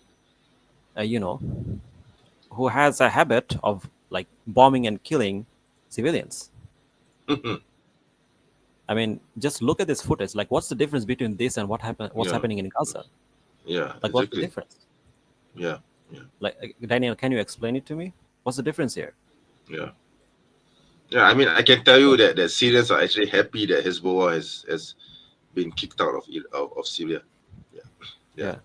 I heard it from a Syrian myself. So they don't like Iran or Hezbollah being in Syria. So because Bashar is now no longer the leader of Syria, Hezbollah is no longer there anymore, and the Syrians are jubilant that Iran and Hezbollah are gone. Yeah. Show a boy and why is this a bad thing? His brother. Yeah. Why is Iran and Hezbollah being gone is a bad thing for Syria? It's a good thing. Yeah, it's actually a good thing for Syria. Yeah. Who's just lost his brother in an airstrike. Take me instead of him, he cries. Another child robbed of his innocence. The United States is trying to avoid being drawn deep. Yeah, I mean, like, if you look at all the footage, like, none of this, like, there's no difference between this and what happened in Gaza. Like, they even bombed hospitals. Not to mention what the death squads did. Like I can go on. Like there's so many brutal footages of people like losing limbs, arms, faces, eyes. You're gonna look at them and say that, oh, these people that did this to you, you should be allies with them. Come on, bro. Anyway, let's continue. Opinions at all. But that's not the general sentiment within the. Again, guys, sorry about showing kind of like those very violent footages, but like I feel like it was necessary to give the whole context because I don't think Daniel is realizing what he's saying. I'm going to be completely honest. If you want to understand why we should not be allies with Iran, all you need to do is look at all the footage, raw footage of the war, of Syrian civil war, and that's it. Look at all the victims. And I don't think any sane person can look at that and say, yeah, we need to be allies with Iran. No. Sorry, no. Country. Think of this, Ahi. Look, you've got. I personally believe that I can't substantiate this with evidence at the moment, but I think there is a sentiment in Iran that a Persian is not going to put their life on the line for an Arab. It's not going to happen. And I think the best example of that is They have done that though. No, but look at the Iraq War. Okay, so the Iraq War, you had like how many people died? Over 1 million people died. Half of them were Shiites. So the Iranians didn't get involved in that. They didn't support the Shiites in Iraq. Do you know what I mean? So I think that there's always There was a war with Iran. Like Iran was involved in the war, right? You mean the Iraq war or the? no, which I'm war? saying the one that happened recently in 2003, the American Iraq War. Yeah, who else? American It's not- did Iraq. like all of the Arab countries were also not there to help their Sunni brothers. There get were it, but- Shia militias, right? There were Shia militias that did go to Iraq, but they weren't from the government. If But they you were can say that illegal- about the other Middle Eastern countries as well. The Arab countries also didn't go and help the Sunnis in Iraq either. Yeah, but it's like one of those things where we know that the government. So yeah, this is a common argument that they'll use, right? Oh yeah, but the Sunni countries like didn't do anything, right? So Iran did, so that's good, right? Yeah, but Iran also killed Sunnis. So, but the the Sunnis did not attack another country and kill the rate that the Iranians did. So like it's not the same thing. You know, Yeah. it's like a false equivalence. Let me see Yeah. the fallacy. Yeah, there we go. It's a false equivalence. So they're not the same thing. That again, like the thing is that, like Iran has committed war crimes against us. Now, then in that case, you have to explain to us why should we be allies with the people that are killing us, right? That killed us in the past. And if that is the case, that we should be allies, then why not with Israel, right? Like the logic doesn't compute. And even if you say that, oh, but like they're Muslims, or not, right, or whatever, then what's wrong with like be allies with like other Muslim countries like Saudi Arabia, right? And Yeah. and these other things, and even with like this Yeah. claim of like, oh, they're Muslims and whatnot, it's kind of questionable considering the Shia. But like the point is that if you simply look at it from a logical perspective, it doesn't make any sense. Like if Israel committed war crimes, No. and if Iran committed war crimes, then it doesn't make Yeah, sense yeah. to be allies with either of them. Actually, to be fair to Daniel, I understand where Daniel is coming from. He's saying that because Israel is the main enemy in the region. We all acknowledge this, and since Iran has the capability to go against Israel and is the only country brave enough to stand up to Israel, that is why Muslim countries should ally with Iran. I think this is what he's going at. But the problem with that position is that because Iran has gotten themselves involved in the Syrian civil war, they have propped up a dictator, Bashar, into power for so long. I mean, if they had not supported Bashar in 2012, Bashar would have disappeared a long time ago. He would have been overthrown earlier than last year, right? So I think because of this circumstance, and also Iran has gotten himself involved in subterfuge and undermining leadership in various countries. Okay, so I don't think Iran is a suitable partner to go against Israel. I think we're going to have to find an alternative to that. So if Iran didn't get their hands dirty in the Syrian civil war, then probably I would share a similar position with Daniel. However, because of this history, I wouldn't want to ally with Iran. I mean, Iran is obviously having their own agenda in getting themselves involved like this. Yeah. Another thing is that you have to look at is that Iran is actually one of the reasons why the Sunni countries themselves cannot have a strong alliance in that region, right? Yeah. Because the thing is that if you look at in that region, if there was no Iran, there's a good chance that Muslim countries or Sunni Muslim countries would have been able to create some kind of alliance there Yes. Yeah. to stop Yeah. or deter kind of like Yeah. Israel, right? Yeah. Because Iran is there, it's creating an extra threat, which is stopping many Sunni Muslim countries from like directly helping, Yeah. you know, Yeah. Palestinians. Yeah, and because of Iran, because of Iran's existence, I think many of the citizens in these Gulf countries, in the Arab states, they are reluctant to bring down their own dictators. Okay, like for example, Egypt. You know who's the dictator running Egypt. I mean, the dictator running Egypt is not different from Bashar. Really, let's be honest, it's not different from Bashar. But the thing is, he's there because of the threat from Iran. So I think one of the reasons why the Egyptians do not want to bring down their leader is because their dictator is because the threat from Iran is much more of a danger to us. If then having the dictator running things. Yeah, so that I think that is probably one of the reasons why it's the same thing for the other Gulf countries as well. So Iran has been doing a lot of subterfuge in these countries, in these Gulf states. Like in Bahrain, for example, during the Arab Spring, Bahrain was partially destabilized because of Iran. Iran tried to meddle into Bahrain and bring up proper, because Bahrain, you have to understand that Bahrain right now has a Shia majority. Yeah. Even though they're Sunni, the king is a Sunni, but Bahrain has a Shia majority. And during the Arab Spring, Iran tried to incite the Shia population against their ruler. Yeah. Really? So yes. This is on record. Yeah. Yeah. All right, let's continue, Sheldon. Of those Arab countries. It's basically one step is between the Jordanian people and the Palestinian people. It's a government decision, one government decision. I don't know if that same logic applies with Iran. I don't think there's one government decision between the Iranian people and the Palestinian people. Like, consider like the Jordanians, right? Jordanians, half of the people are Palestinian themselves. Who do you think is going to be more mutahammis, more motivated to fight on behalf of the Palestinians, Jordanians or the Iranians? So, Think Well, about I mean, about this. I mean, I think that's just based off of anecdotal evidence or impressions that. no, I have no doubt. Like, I agree with that.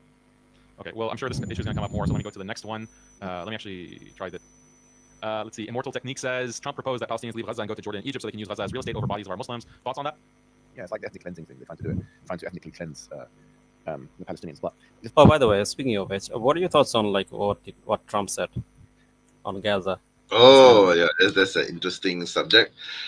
Believe it or not, this morning I saw a podcast on, I think it was i3 channel or something like this. It's an Islamic channel, a podcast with this guy. He was actually for Trump saying it. He was saying, "Oh, Trump is just simply using language to leverage upon the situation." He was just implicitly saying, "Oh, look, if you guys do not resolve this immediately, I will come to Gaza and I will force you to make peace."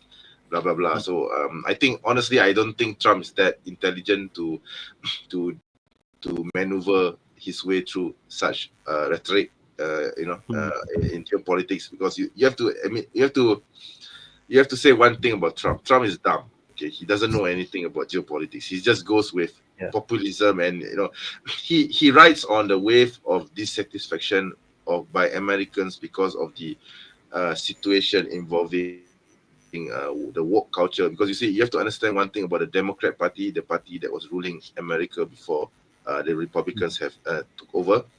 The Democrats, they are pretty much, although in terms of foreign policy, I would say that the Democrats aren't any better than the Republicans. However, on the local scene, the Democrats are trying to push this woke agenda, this LGBTQ thing. They are trying to get transgender recognized in sports. Like, for example, a transgender man can go into, someone who's formerly a man who has now become a woman can go into women's sports. I saw a meme. I saw a meme where a man went to the bathroom. Yeah. So this, I think this scared. They were like things. So, what are you talking about? So I'm I a think, woman.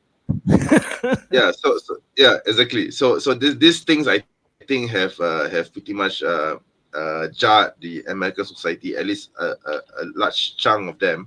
So that is why they have, one of the reasons why they pivoted towards Trump was because Trump promised to in his campaign trail, he promised to resolve this, and he actually did during the during his first day, he made an executive order. He signed an executive order stating that a man is a man, a woman is a woman, and a man cannot be a woman. Can you imagine Yeah. signing an order saying that a man is a Yeah. man, a woman is a Yeah, woman? yeah. He actually signed it. That's Because of the like saying the because sky is blue and the earth is yeah, round. yeah. Executive Yeah, order. I'll be honest. Okay, I need to clarify one thing. I'm actually for the Democrat Party because I feel that the Democrat Party with their liberalism actually helps Muslims to promote their integration into American society, because the Republicans are very right wing and they're very extreme in that sense. They don't want anyone else to come into the societies. However, because of the liberalism that the Democrat Party brings, they allow Muslims to thrive. And there are so many masjids right now thanks to the Democrat Party. However, I don't agree with their LGBTQ agenda. That being said, I mean, that's for the Americans to decide whether they want that kind of thing, happening in their country. So for me, it doesn't matter. To me, Trump is a bigger evil because, I mean, it's basically a choice between two evils. I'm not saying that the Democratic Party are angels.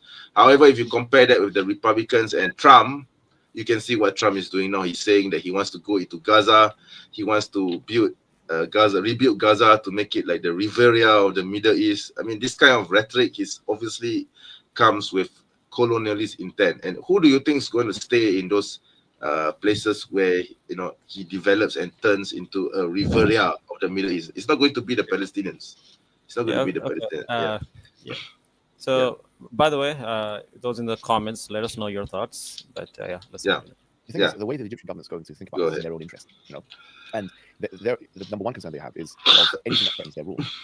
And so they know that if they bring in Palestinians, they're going to have antithetical, for the most part, they're going to have a bad opinion of them. So that you can really, I think, the whole realist international relations framework, I think it's probably more useful now than ever, where you can predict a country's behavior based on its own interest, based on its own. It's more useful now than ever. So I would the opposition to Israel in the Middle East has been greatly weakened.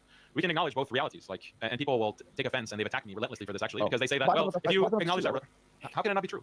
Like this is exactly what, and you just have to look at what the enemy is saying. Like Israel is very clear on who their enemy is and what is giving them the biggest problems. It's not just Hamas. Like there are other regional actors, and they have a lot of pressure on Israel because they have their missiles pointed to the country, and they are also militarily supplying. So when Yahya Sinwar goes and says that we couldn't have a revolution or we couldn't have a resistance without Iran supplying us, there would be no resistance without Iran. This is coming straight from the Palestinians. This is coming straight from Yahya Sinwar. Like how can we say, oh, he's telling a lie? Like why would he lie about that, right? So we can acknowledge that the removal of Bashar al-Assad and the Alawi regime that committed mass genocide, killed, actually I think the official number 600,000 died in total in the Syrian revolution. It's great that he has been removed, and may Allah bring him to account sooner in this dunya before the akhirah. However, it's also a reality that there's big challenges and a big threat that is created when Syria, as it is now, has been neutralized as far as Israel is concerned. And even the most minimal thing, you can say that Bashar doesn't give any amount of concern for Palestinians. That's true. He doesn't care about anyone except himself. But he was at least allowing his territory to be used for the transport of weapons, for the transport of supplies. On this point, for example, right? So yeah, Bashar al-Assad we agree that there's no track record of him actually intervening in any way, right? So he's just like all the Bashar al-Assad did not do jack shit. Like he didn't do anything to definitely not. Definitely not. He didn't even lift a finger to help the Palestinians. Yeah. So I think, with all due respect to Daniel, I think he's a bit wrong there. I don't think that just because Bashar he allegedly allowed for weapons to be transported into Palestine does not excuse Bashar from being responsible for the Palestinians. I mean, like if that's the logic we want to use, right? Yeah. That, weapons were coming into Palestine through like Syria. We can say the same about America, right? I mean, there were weapons from America or like other things from America that I'm sure gets sent to Palestinians like aid and whatnot, right? Or weapons and whatnot, right? So based on that logic, we should support America as well, right? But obviously, like you wouldn't accept that logic, right? Just because something is like they facilitate or they allow, these kind of weapons. At the hands also, of I don't think the weapons came from Syria. Anyway, I think they came from the Rafah tunnels. I think they came through Egypt. Yeah. And another thing that he said, which is that the Iranians are are enemies of of Israel, right? First of all, Israel enemies is the whole Muslim world, right? Like Israel enemy is the whole Muslim world. It's not just Iran. They don't just care about Iran. Exactly. And they made it very clear. I mean, as soon as Syria got liberated, they advanced towards Syria. Why? Because it's not just they're not just looking to conquer Iran. They're looking to conquer the whole area. Yes. So the idea that their enemies is just Iran. No, the problem is that when it comes to the Sunni world, we can actually make an alliance based on our own mutual interest.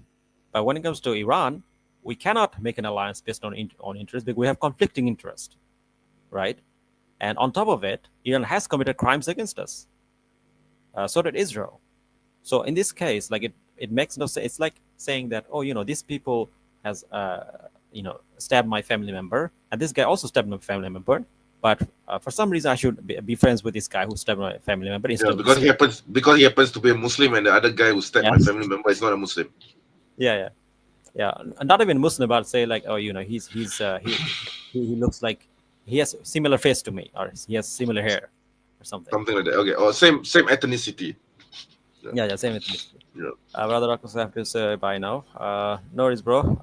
We'll still be here, inshallah. Yeah. Continue. The other Arab nations from that perspective. There's no other, maybe with the exception of Yemen, right? He didn't intervene in any way. So he didn't fire one bullet to the Israelis. So now the only argument that I can see is that they transferred weaponry to Hezbollah. That's the only thing I can see. But that weaponry that they transferred to Hezbollah was being used to kill Syrians. So my problem is that the blood of a Syrian is no less than the blood of a Palestinian to me. They're, in fact, the same people. Exactly. Genetically, they're probably the same genetically.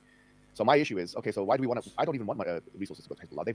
The stuff that they've done to the Sunnis in Syria has been disastrous. They've killed all the Sunnis, and they're bragging about it. Nasrallah has come out and was bragging about killing the Sunnis in Iraq and in Syria. So why is it that I don't trust them? If you're going to kill one of my guys to save another one of my guys, I'd rather neutralize you, in fact, which is the Hezbollah. I mean, even if you go by a volume argument, like, okay, these are two oppressors and you want them to, like, let's just accept that. Even though I disagree to an extent, because I think that there's a difference between Muslims who are Shia versus Kufar. But let's just assume that Muslims, when Muslims murder someone, it's fine.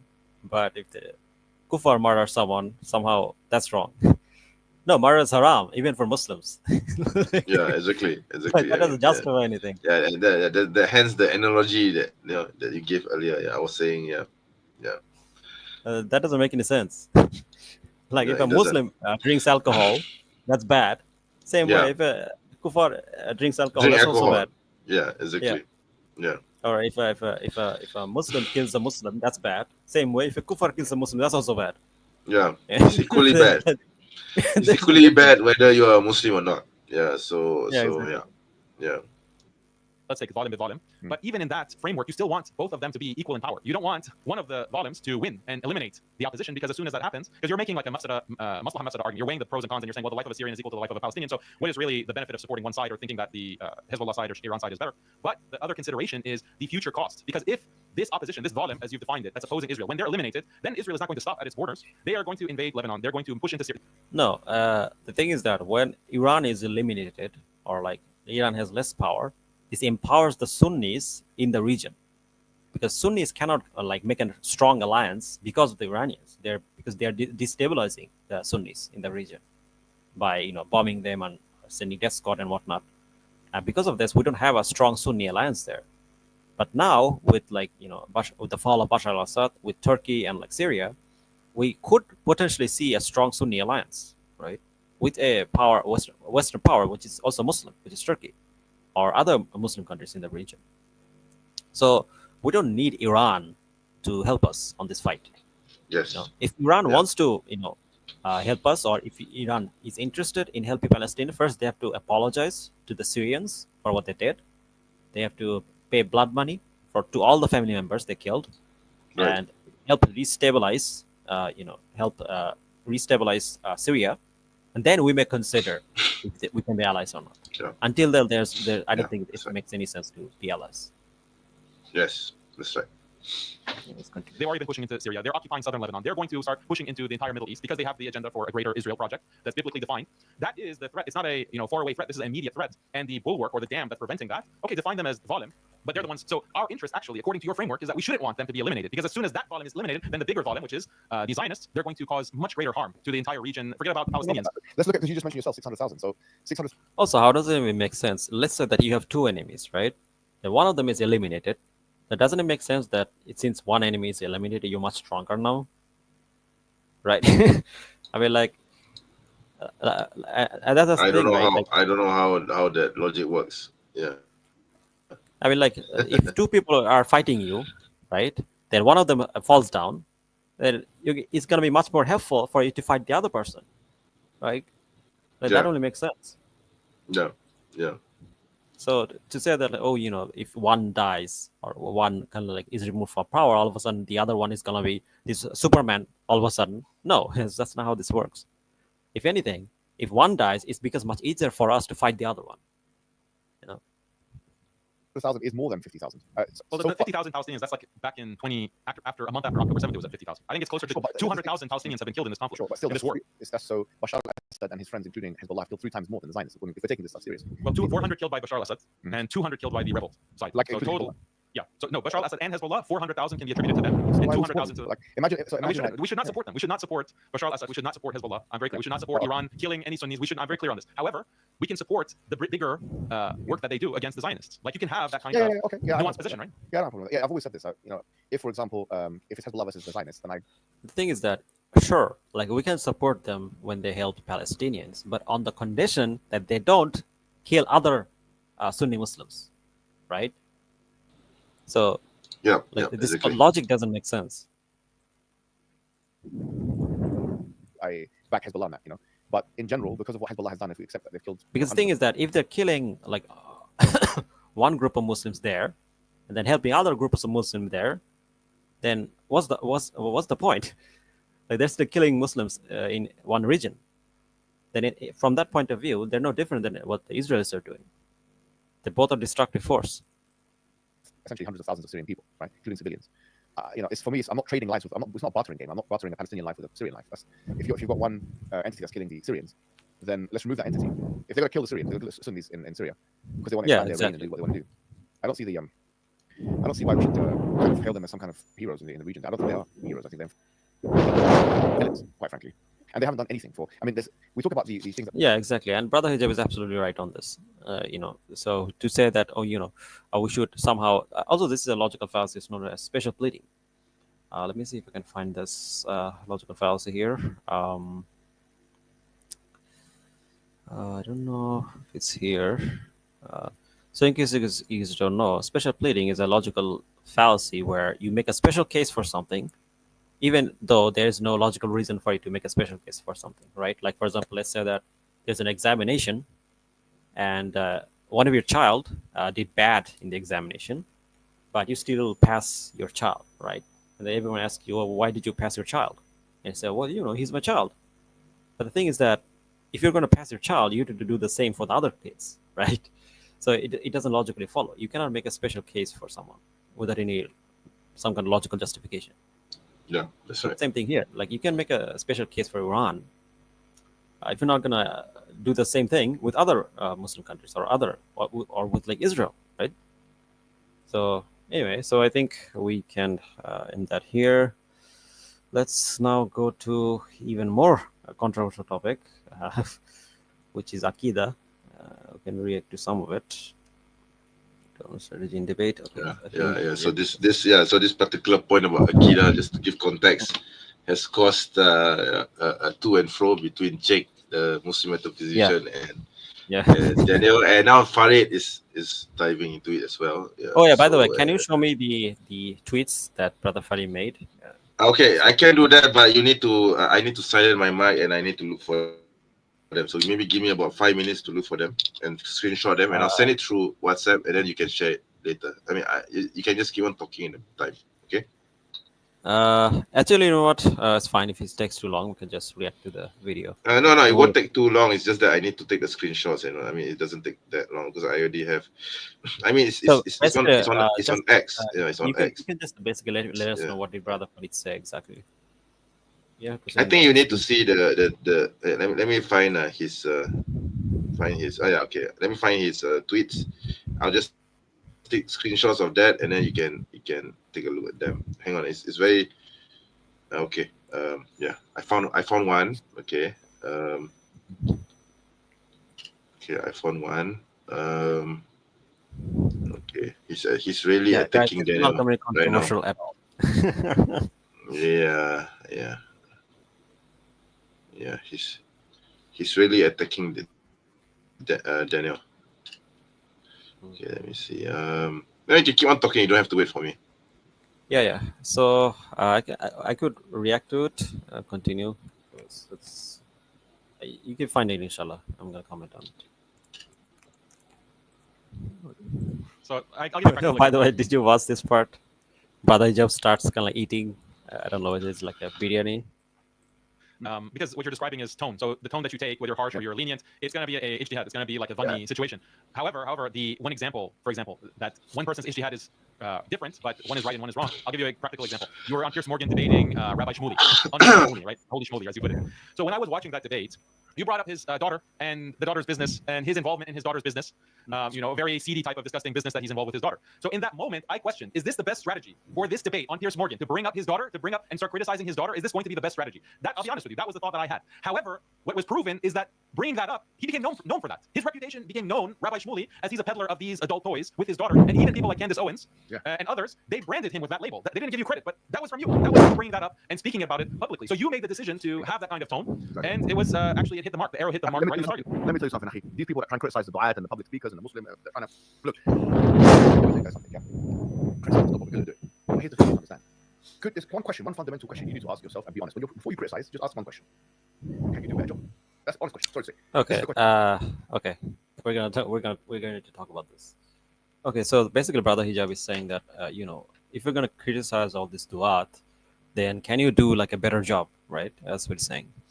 The thing is that if you're like a duat or like apologist, right, and someone's criticizing you based on valid reasons, right? Like I don't need to be some like some expert or some guy who did PhD or some graduate from like Madini University to criticize someone. Like the thing is that like imagine this, right? Imagine someone like I don't need to drink poison to know that it's poisonous. Like this logic doesn't make any sense. Like I don't need to like I don't need to be like Michael Jordan to criticize like some basketball player, right? Like let's say that some basketball player cannot score one shot, not a single shot. Again, I don't need to be like some expert or the most professional basketball player to criticize that. Anyone can do that. Like I don't need to like some kind of be some kind of like expert for that. Brother Proving Islam is here. Assalamualaikum, bro. Welcome to the stream. Guy Daniel is literally telling people that believing Jesus controls the universe while depending on Allah, and that you can pray to Jesus, not kufr. I don't think there's this position at all. Yeah. We're gonna get. I think this is too. Inshallah. Did he say this? Did he literally say this? Yeah, I think he said that, something along the line of it's not kufr. Yeah, okay. Anyway, I just want to inform you that I just sent the screenshots. So do take a look, and maybe if you want to comment on that, we can. Which one? The screenshots of Farid attacking Daniel. Oh yeah. Let me find that. It's in your WhatsApp. Okay. Let me share this. I didn't even know this drama was going on. So let's. It's quite it's about drama now.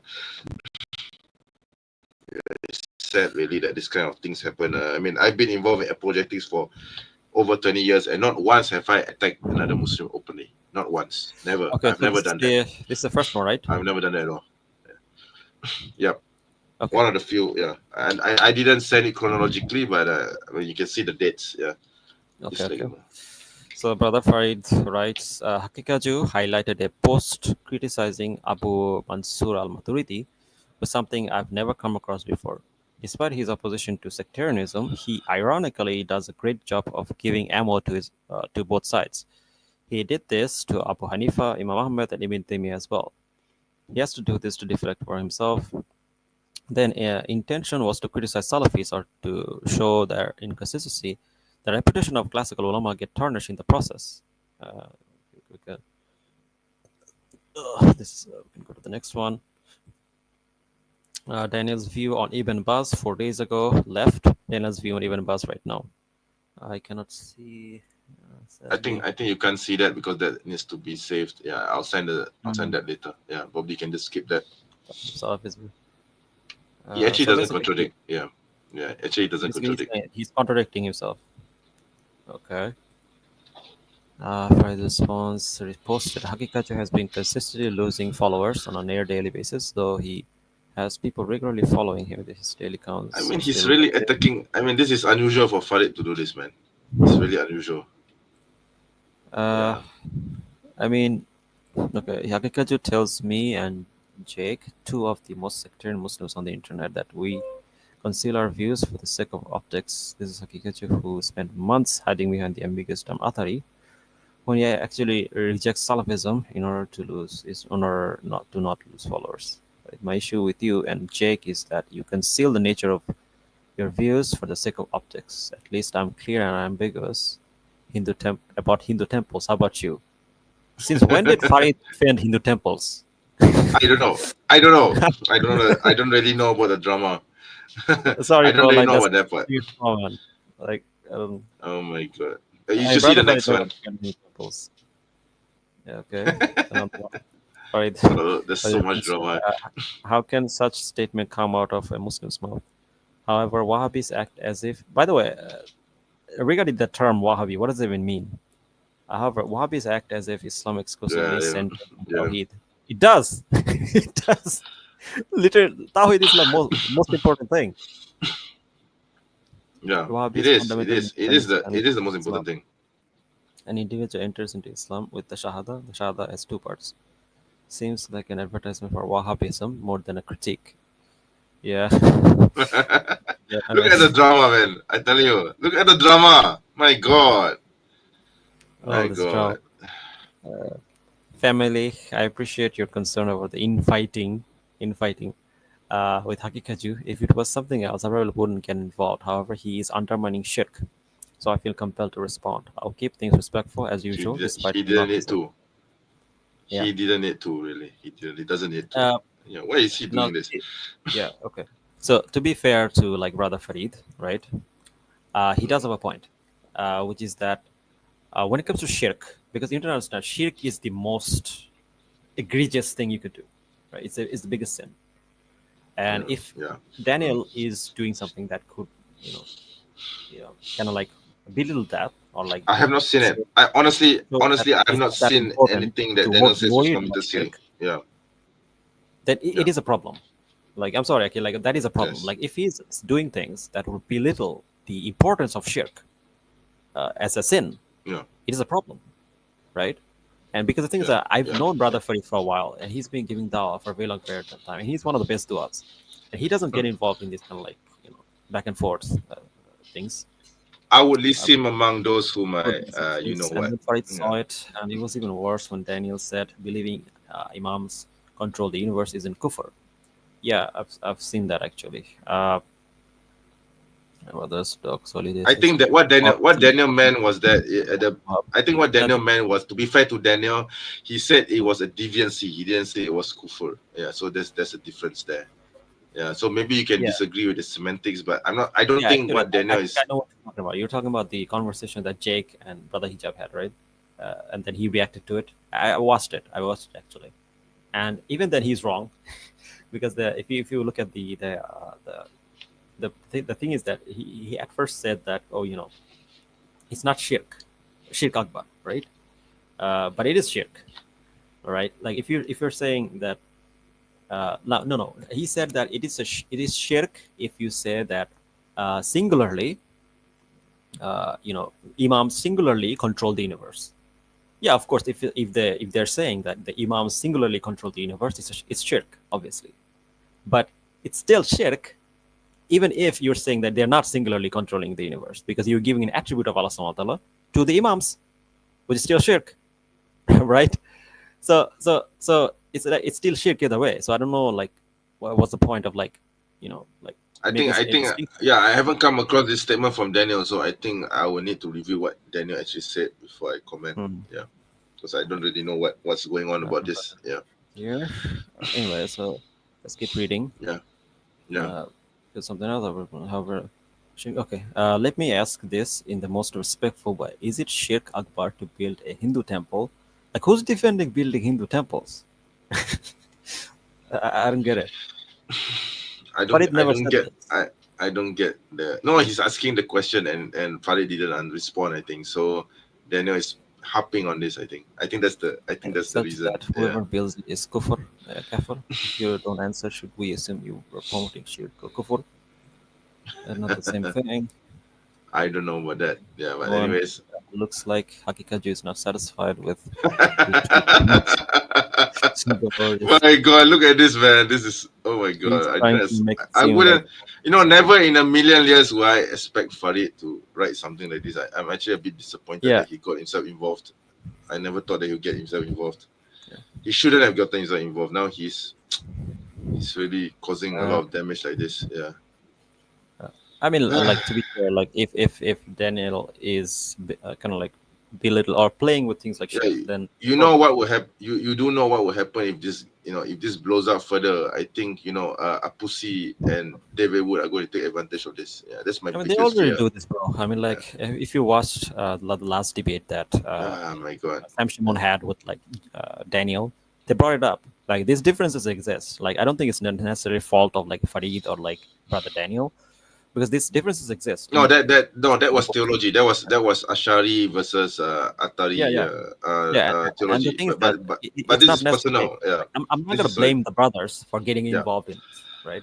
Because it's an academic issue, right? But the thing Yeah, is, I mean, if they want to blow this up, they should just discuss this behind closed doors. They don't need to put it on Twitter, man. They don't need to put it on X for the whole world to see. Why can't they just have a nice phone call and have some cha, and meet up together, have some cha, and then talk over things like real men, like civilized men, instead of hurling this kind of things at each other. I mean, the thing is that they could have a debate on this, right? Like, I mean, I don't Yeah, think. I mean, like I said, it doesn't need to be public. I mean, As of long course as you it's can, respectful, of course, right? Respectful and academic debate. I don't think Yeah. there's anything wrong with that. yeah. Of course they can Well, debate about it. I'm not saying Well, that they don't need to, but the thing is they don't need Like, to first of bring all, it there's up a great publicly. debate between Ustad Abdul Rahman Hassan, who I benefited from greatly. He's a Salafi Yes, student of yes. knowledge. I know who he is. Yeah, I listened to his lectures too. Yeah. Exactly. Asrar Ahmed. Asrar Ahmed is a Ashari. He's an Ashari Yes. scholar. Yes. And also Abdul Rahman Hassan is a Salafi, and he's like, and it was a great debate. Yeah. And a lot of very educational. There's no like insulting, cursing, swear, or anything, and you can learn a lot from both positions. I think something like that can be arranged if Daniel is open to it. I don't know if he is. If Farid and Jake are attacking him like this, who would be open to such a thing? I mean, I wouldn't do it. You see, I wouldn't do it either. No, I don't think Daniel would be opposed to it. I don't know. Maybe Daniel would, but read this comment. Yo, bro, though Naviasly still uploading? Yeah, he's still uploading. The clown, Christian or a Christian clown. Yeah. So if so, their animation even got a bit better. See, still trash, bro. I won't be surprised. I won't be surprised if one of these days Nabi Asli, takes this conversation between Farid, Daniel, and Jake and turn it into an animation movie to insult Islam. Yeah. Congratulations, Farid and Jake. You're just going to make Islam look worse than it is now. Yeah, thanks to the both of you. No, bro, like they're gonna use like this difference of opinion exists in classical period. They can just I mean, I understand this. I mean, I know. I mean, I have differences of opinion with some of the things Daniel says, or even maybe Farid or Jake. I mean, I may even have differences of opinion with you, but I don't go in public and bash you online. You see, I mean, I know I don't do this. So why would anyone want to do this? I really don't get it. It doesn't bring any benefit to the Ummah. It doesn't bring any benefit to Muslim apologetics as a whole. See, I'm trying to look at the bigger picture where we have bigger enemies like the atheists, like the Christian missionaries, the Islamophobes. This is just going to make us look worse, look bad. Okay? Yeah. Well, I wouldn't necessarily agree with that, because the thing is that this difference does exist. I think it's better if we understand the difference than not. Yeah. But for example, let's say that someone don't understand these differences, right? And these Akid differences. He goes to, then some questions comes to him, and then tries to harpoon on this like kind of like smaller Akida related issues, and he cannot answer them, and then he gets doubt, right? Yeah. But if he studies Akida, he knows the differences by watching the debates or however. Yeah, I mean, I understand the differences, and I know that he has knowledge to know that okay, which side I have listened to both sides. This side makes most sense to me, so I cannot defend myself, right? Rather than not knowing which side and totally ignoring this debate, then you have this doubt or shubha, then you don't know how to deal with it. Yeah. For me personally, I would rather prefer a Muslim who actually understand the differences, and Yeah. at least basic level, right? On basic Yes, level, understand the I differences agree. and can defend 100% himself agree. and his belief, rather than 100% with you. I agree with you. Okay. Yeah. yeah. 100% agree with you. Yeah.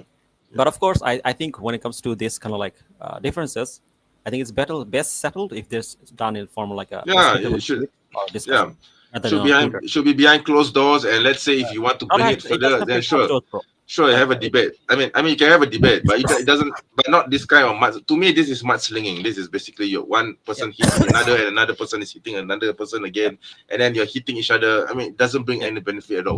What do we learn from this?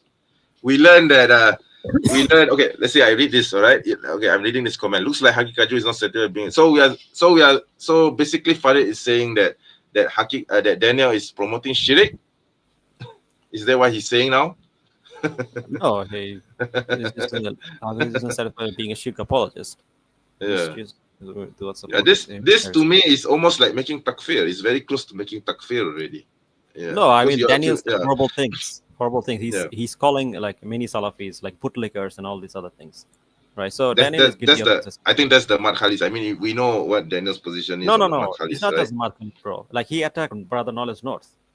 Brother Yeah, Knowledge I know he did. Yeah, I know he did. Yeah. So he attacks a lot of people who are not, this kind of like extreme. Don't take this kind of Yeah, like but to me, it's not fair to call him a shirik apologist. I think that's just too mean. That's just low, man. It's super low.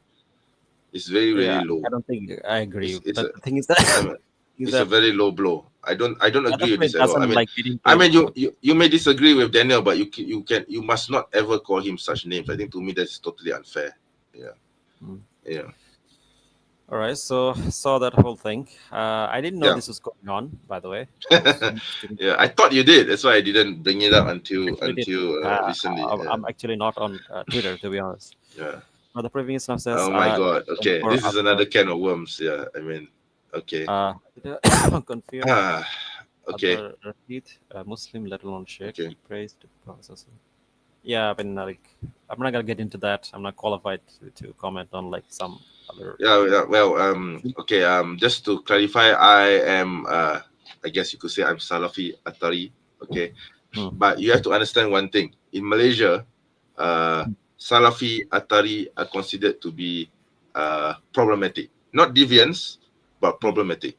And there is this group of Asharis who are going around, okay, under the guise of Sufism, okay, attacking Ataris or Salafi inclined people like me, okay.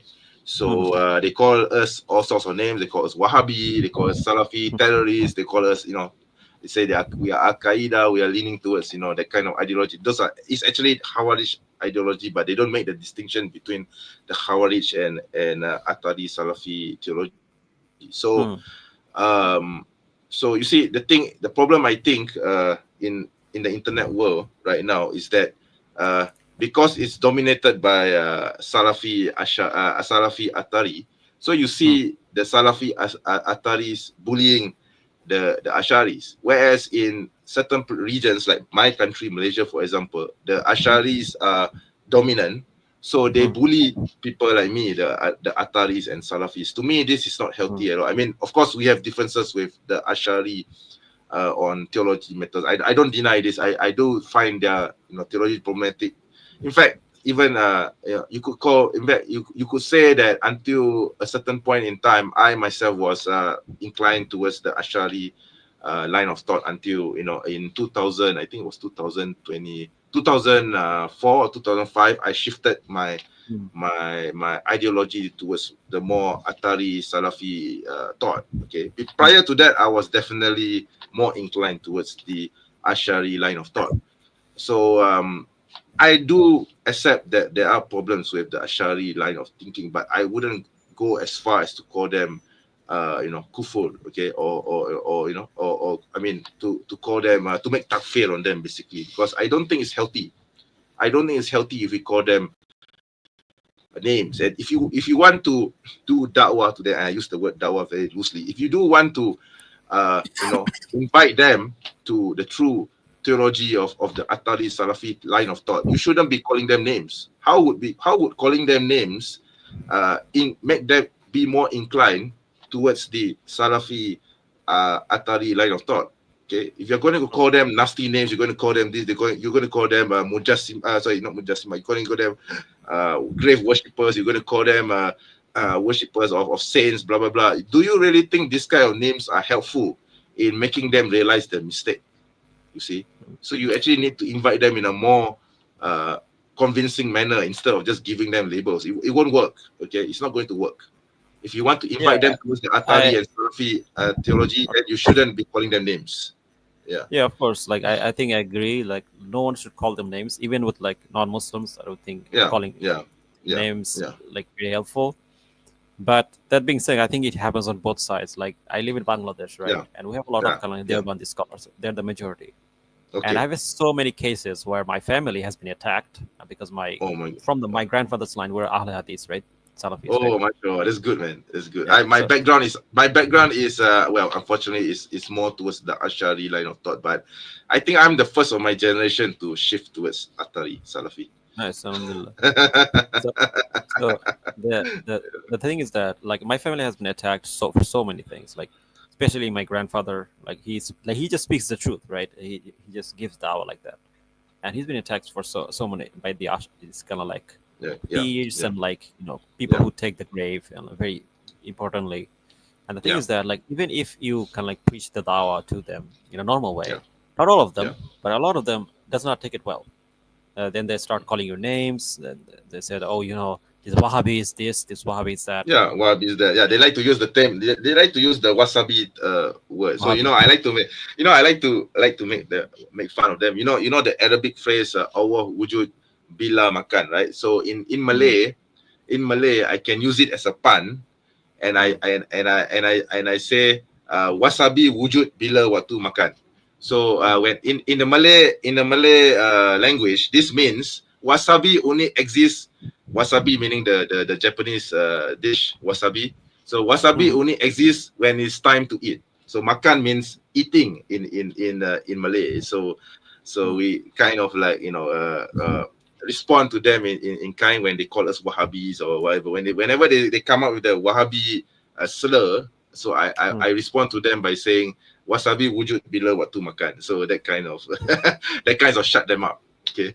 So I mean I didn't insult them. I just simply made a food statement. You see. So I didn't slur them. I didn't call them names or anything of the sort. But I did deal with their theology. You see, in a somewhat metaphorical way, right? Yeah. So this is what I mean by interesting comment. Brother Proving Islam says, this is actually beyond Athari Ash'ari issues. Even the Deobandis were denouncing Daniel a couple months ago. Yeah, I mean, I wouldn't know about that because I haven't followed Daniel's controversy on X. I'm not on X. I'm not active on X myself. I have an account on X, but I'm not active. Okay. Yeah. Yes, but unfortunately, this morning when I was checking my X account, I came across Farid's comment, which is why, I shared that with you now. Yeah, that's why I come to know of Farid's involvement, because otherwise I wouldn't know about it either. Yeah. Yeah, I mean, like I didn't know either. Yeah. For me personally, here's my thoughts. Right. Yeah. For me personally, I think if some of the brothers have issues to themselves, they should debate it publicly, as long as they're respectful. They can say, okay, I respect your position, I respect you as a person, but here are the things where I disagree with you. Because the thing is that Daniel has been very good to me, right? He's been very good to my channel. He actually, I invited him earlier, and he came to my channel. Okay. So I've never had a chance where I ever insulted Daniel, but I did disagree with him. Especially when he attacked Brother Knowledge North. Again, I simply pointed out his mistake, but I did not insult him, right? Yeah. And I think I kept it respectful, which is why he never attacked me, right? Yeah. And I think if you can keep it that way, I think it should be fine. Because the thing is that disagreements are going to exist, right? I don't. By the way, you should invite Daniel on this channel again. Yeah, but it's going to turn into a whole debate. But the thing is that, as long as the etiquette is there, the adab is there, I don't think it's a problem. Because the thing is that a lot of the times you see kind of like Muslims freaking out, and they're saying that, oh my God, Muslims are fighting. This is the end of the world. No, I mean, Yeah. like, disagreements exist, and I think we need to acknowledge that respectfully and leave it Yeah, at that. my point is that, I mean, disagreements are normal. It's not that that I'm saying that it shouldn't be Mm. debated. However, I think it shouldn't be as public as this. It could be behind closed doors. And if you want to debate, yeah, go ahead and have a debate, but do it in a civilized way, not hurling this kind of things at each other on X, where the whole world can see it. Okay, I don't want to know about Yeah, I this. agree with that. I don't want to know about this controversy at all. Doesn't help me in my Akidah, doesn't help me in my Islam. How has this improved my taqwa to Allah? Can anyone in the chat tell me, Well, how I does mean, this help me at all? if you Doesn't help me at all. No, Yeah. actually, it does, bro. I mean, like, there's a hadith where the Prophet says that your knowledge can help you go to Jannah, right? So if you can learn it, even through debates, it can help you. But obviously, the Yeah, best way would be reading books. Yeah, I mean, Now, it may, don't- I just mean, don't it read may be books. helpful. It may be helpful for some people, but what about the layman who doesn't even know the difference between Atari and Ashari Mhm. theology? You see? Yeah, I'm yeah, thinking I about the agree. layman. I'm thinking about the layman. I'm not thinking about Yeah. people like us. I mean, people like us, obviously, we are, inshallah, you and I, we have the knowledge to deal with this. But what about the layman? Like my sister, does she know the difference between Atari and Ashari? She doesn't know anything about I this. mean, if the debate is done well, like it's respectful, then I don't think I think they can benefit from it. Like, personally, Yeah. I think if the debate is respectful, then they can Maybe, benefit from it. like I said, But maybe if, for like, people like everybody us, like, yeah. oh, Daniel is this, Mukallid, Jahil, etc., etc. Yeah. That's not gonna be helpful. You saw what Farid did. He called him a shirk apologist. Okay, I mean, just, I'm sure like Daniel may have said things. yeah. I think Daniel is also guilty as well. I mean, both of them are guilty. Okay, I'm not saying that one is not guilty and the other is innocent. No, I'm saying both of them are wrong. Anyway, let's continue. Sure. Question: Can you do a better job? All right. If you can do a better job, why don't you do it? Look, you know what? Let me give you an offering. Yeah. Sapiens offering. Mohammad Hijab offering, which is the following: if you can do a better job, then Mohammad Hijab. If you can do a better job, then Daniel Haqiqatjou. If you can do a better job, then Jake Bracketella. If you can do a better job, no, I'm just saying. I think a lot of people can do better.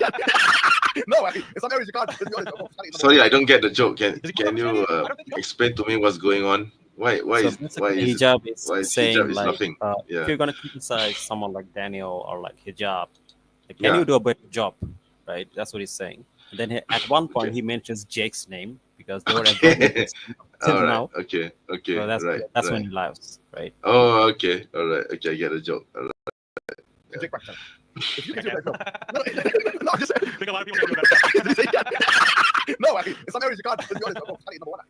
Wait, does he talk about Christianity? I don't think he talks about Christianity. I thought he just talks about Wahhabism only. No, man, this is. I thought he only Aqidah tests people. I didn't know No, about but- Christianity. No, Is it's that not. changed? Is he debating Christians?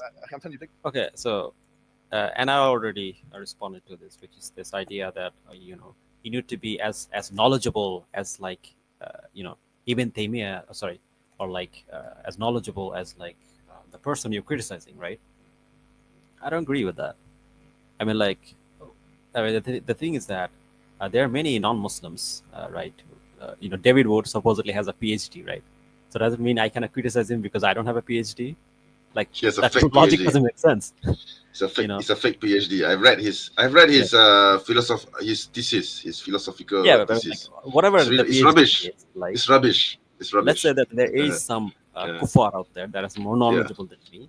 Yeah. Doesn't mean I cannot criticize them. Of course I can, right? Yeah, Because the of thing course, is, of course. the criticism, course. as long as the criticism is valid, that's what it matters, right? Like, Yeah, I don't of need course. to drink poison to know that poison is poisonous, right? The Of thing course, is that of course. know by other means. You don't have to like That's right. necessarily be the greatest debater ever to Yeah. criticize someone or some Yeah. of their position. So I don't agree with it. Jake Bracketella. I've never seen him. Wallahi, I'm not just like you. Look, Daniel Haqiqatjou, when it comes to feminism, liberalism, this, that, he's world class.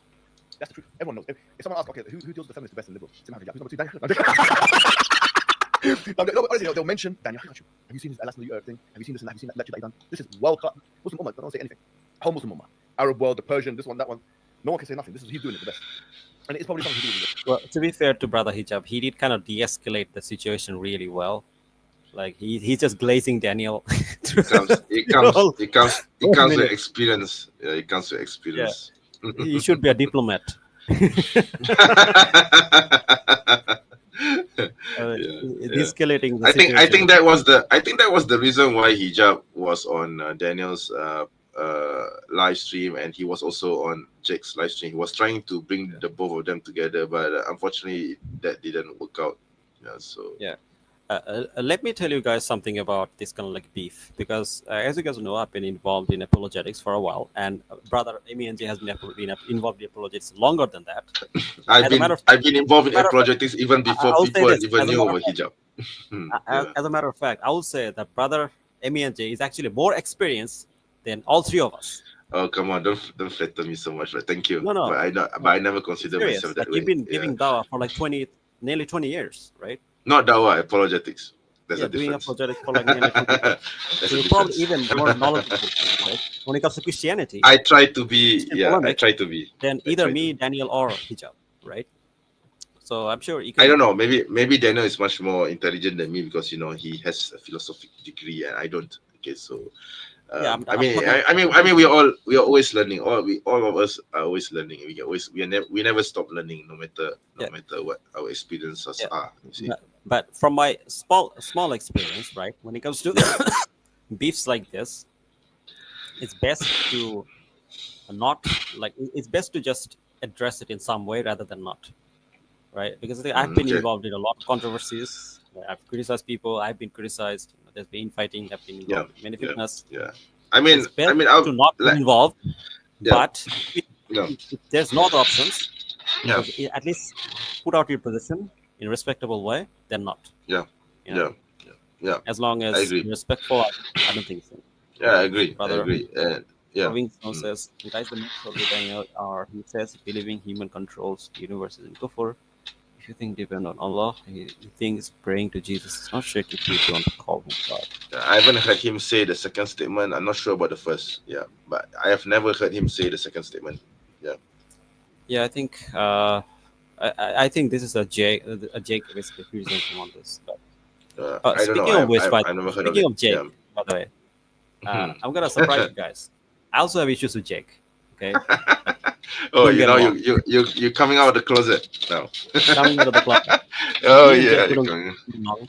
But we have since come a long way, and personally, it's water under the bridge, so it doesn't matter. Personally, I like Jake now. I don't have an issue with him, Yeah. right? But in the past, we had issues, right? As a matter of fact, I had issues with a lot of people. I Yeah. had issues with Yeah. Dolali. I had issues with I'm a problem child, right? But so I so tell me when I still have issues so- with the two YouTubers, the two bigger YouTubers which are not here. Yeah, I still have issues with them. They don't know that I have issues with them, but I do have issues with them. Yeah, because Yeah, of the way the- they the- treated me. Yeah, the but I'm not point going to is mention that, names. the thing is that I for the last couple of months I've been quiet on this kind of like fitna type issues where Yeah, one yeah. YouTuber is attacking another one because there was genocide going on, right? There Yeah. are bigger issues. Yeah, So I didn't focus on that. But now there's a ceasefire, and I think my perspective on this changed a bit, which is that okay, you know what? We do have some disagreements amongst the brothers. Do we then ignore that completely? Then in that case, what happens is the enemies of Islam take advantage of that, right? And then it comes out anyway. Or we can say that okay, we have some disagreements, and we can respectfully have some debate. yeah, of course. Like the Of course. one Abdul Rahman Hassan had with like After Ahmed. We can have some debates, academic Yeah. discussions. That's Of course. fine. And Christians do this, by the way. They also have debates. Many channels, they're actually quite respectful of each other. But as long as it doesn't get involved or affect our dawah in a negative way, I personally don't think it's an issue. But if it does affect the dawah in a negative way, like Yasir Qadri is saying, like, oh, there are holes in the narrative, some other thing, Oh, that was horrible. Yeah, it does that create a was problem. the damage control from that fallout was very difficult. Yeah. But anyway, let's continue. Education, Harvard education, so now he mixed with the Islamic.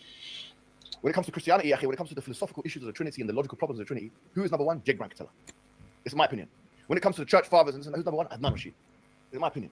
When it comes to, for example, what do you call it? The text and stuff, Ijaz Trinity.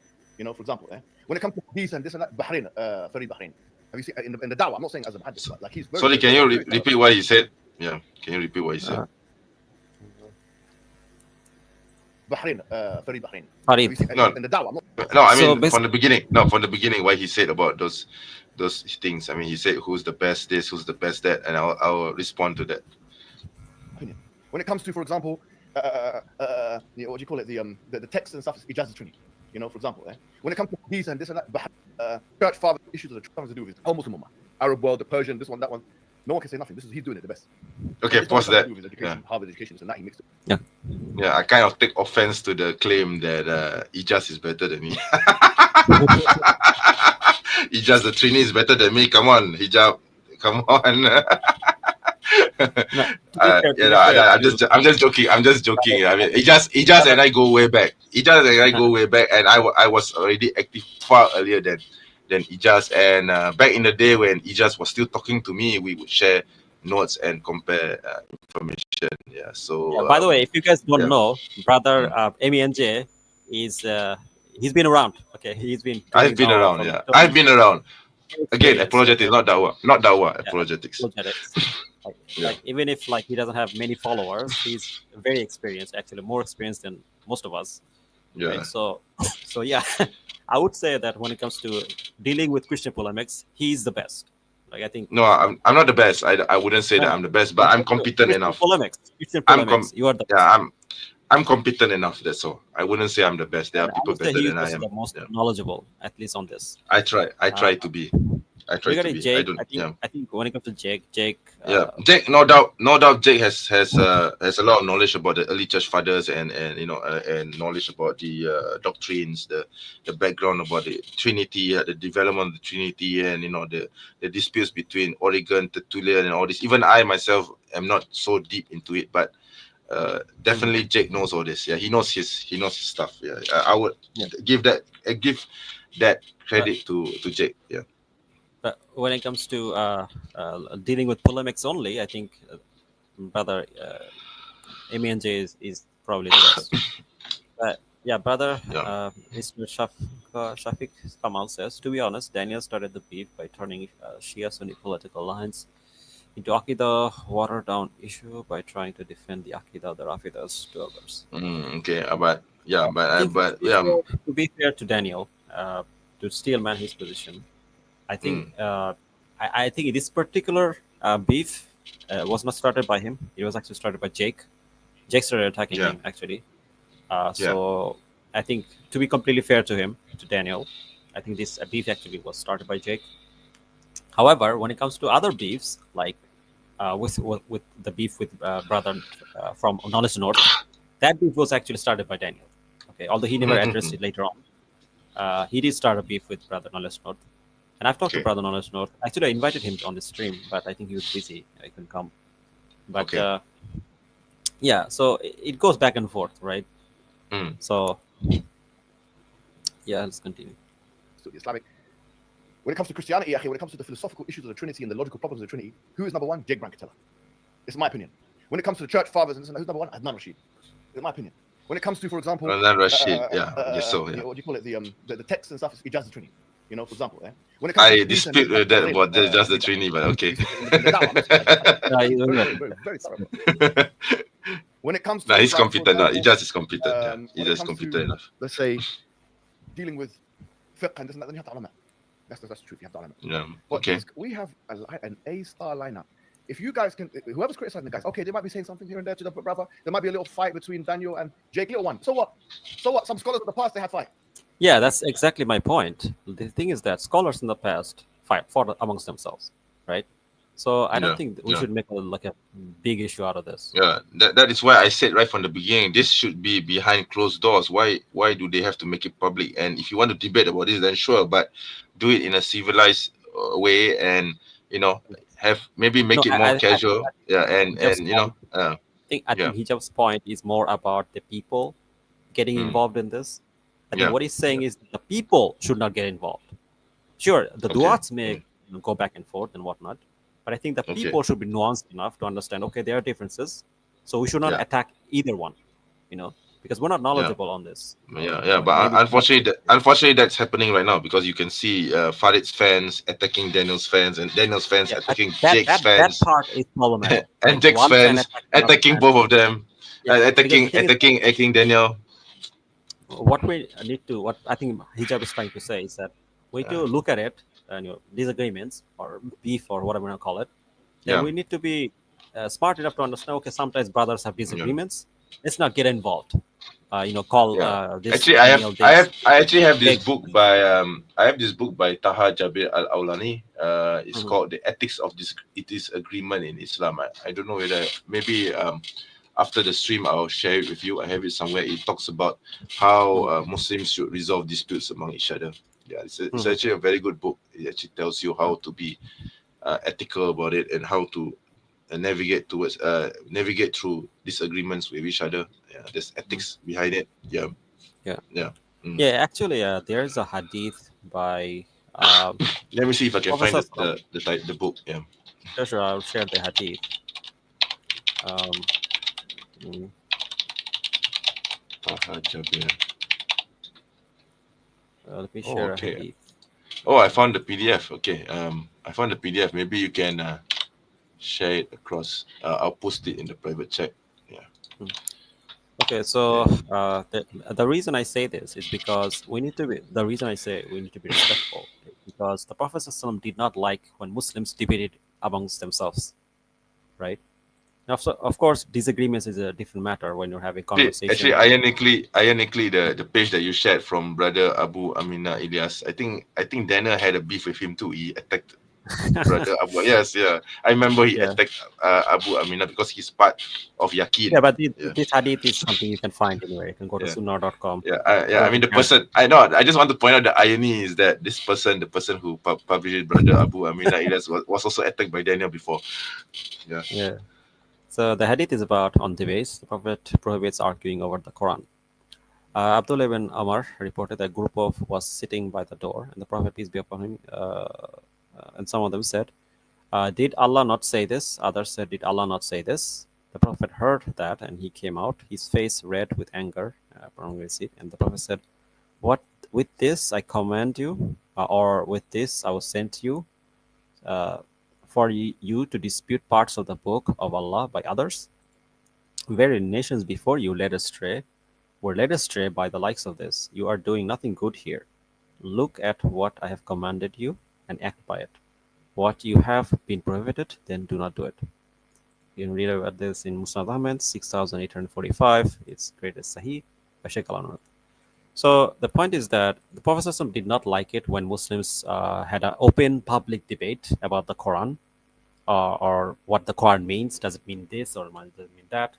Right? This is why we have to allow different interpretation of the Quran. Right? We have to allow different interpretation of the Quran as long as it's valid. Right? Of course, if someone brings something outside of the Quran that has no basis, that would be innovation, which is also haram, because the Prophet also said that we should not bring innovation into the religion, that can lead to the hellfire, right? But the thing is that this is why these things need to be we have to be cautious when it comes to disagreements, and we have to be respectful, and simply we can discuss this, right?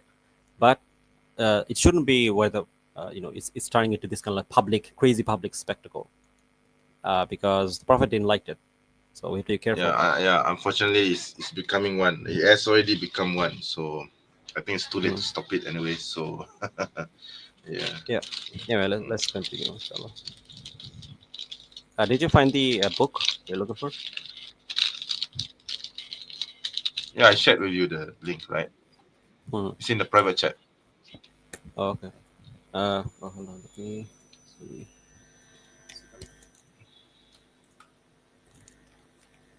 Oh, is this one? Right? Let me share the screen. Mm-hmm. Here we go. This one, right? The ethics of disagreement in Islam. Yep. So the whole book is about how to disagree. Yes, it is about the ethics of disagreement. Okay. Yeah. On the flip side of this, there is another hadith where basically the Ibn Abbas actually went to debate this kind of like Kharijis who was involved in killing who waged war against Ali radhiyallahu anhu, right? You remember the hadith?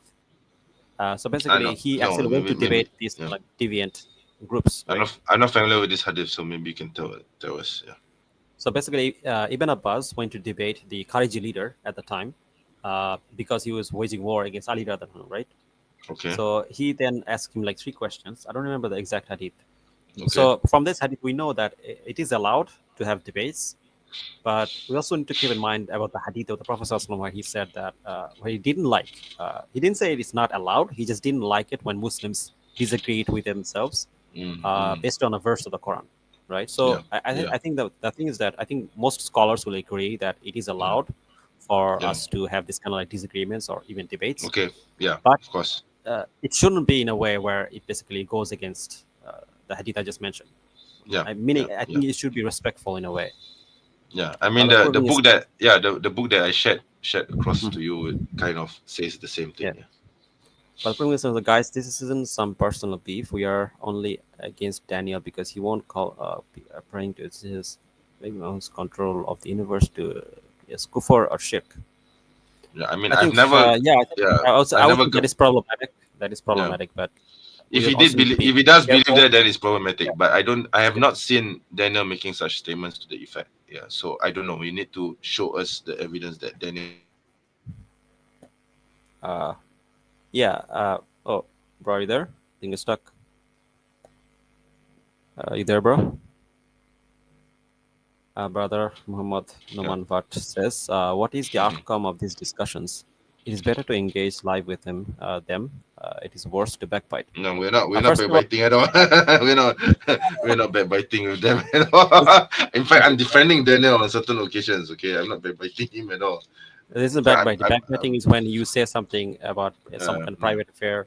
yeah, This is this is something not that's private. not This public. this this is already public, and yeah, Daniel did this publicly. yeah Jake did this yeah publicly. yeah. Muhammad Hijab did this Frankly, publicly. I don't like this. I'll just say it again. I don't like this being aired publicly. I don't like them washing their dirty linen in public. Why are they doing this? They shouldn't be. They should stop. Okay, if they are going to listen to me, then they should just stop this now and continue this behind closed doors. Yeah. Yeah. Yeah, but to respond to what the brother said, this isn't backbiting, by the way. Backbiting is when the Yeah, brother yeah, person doesn't yeah, do something secretly yeah, and then yeah, we speak behind his back. yeah, Like yeah. we're not I speaking mean, behind his yeah, back yeah. because he said it publicly. To me, this whole thing is ridiculous. I mean, why Like, why first are of we all, attacking? think of it, Why are think of it people? this way. Yeah, Let's say someone drinks alcohol publicly. Can I criticize them? Yes, of course, public. yes, Right? yes, yes. But if he does it privately, you can't. You see? Yeah, of Yeah, course. yeah. Why don't you engage live with him? We common men are confused because online. See, this is exactly what I mean when I say that this kind of debates may be harmful to the layman. Yeah. Why are we having this kind of open discussions? I mean, not. I don't know whether I can call it a discussion. It's not even a discussion. It's open attacks on each other when it's just going to cause harm to the layman. Yeah. Okay. Yeah. Yeah, I mean, like if this is like done in a cordial manner, like okay, the brother's saying this, I disagree Yeah. with this because explain that reason.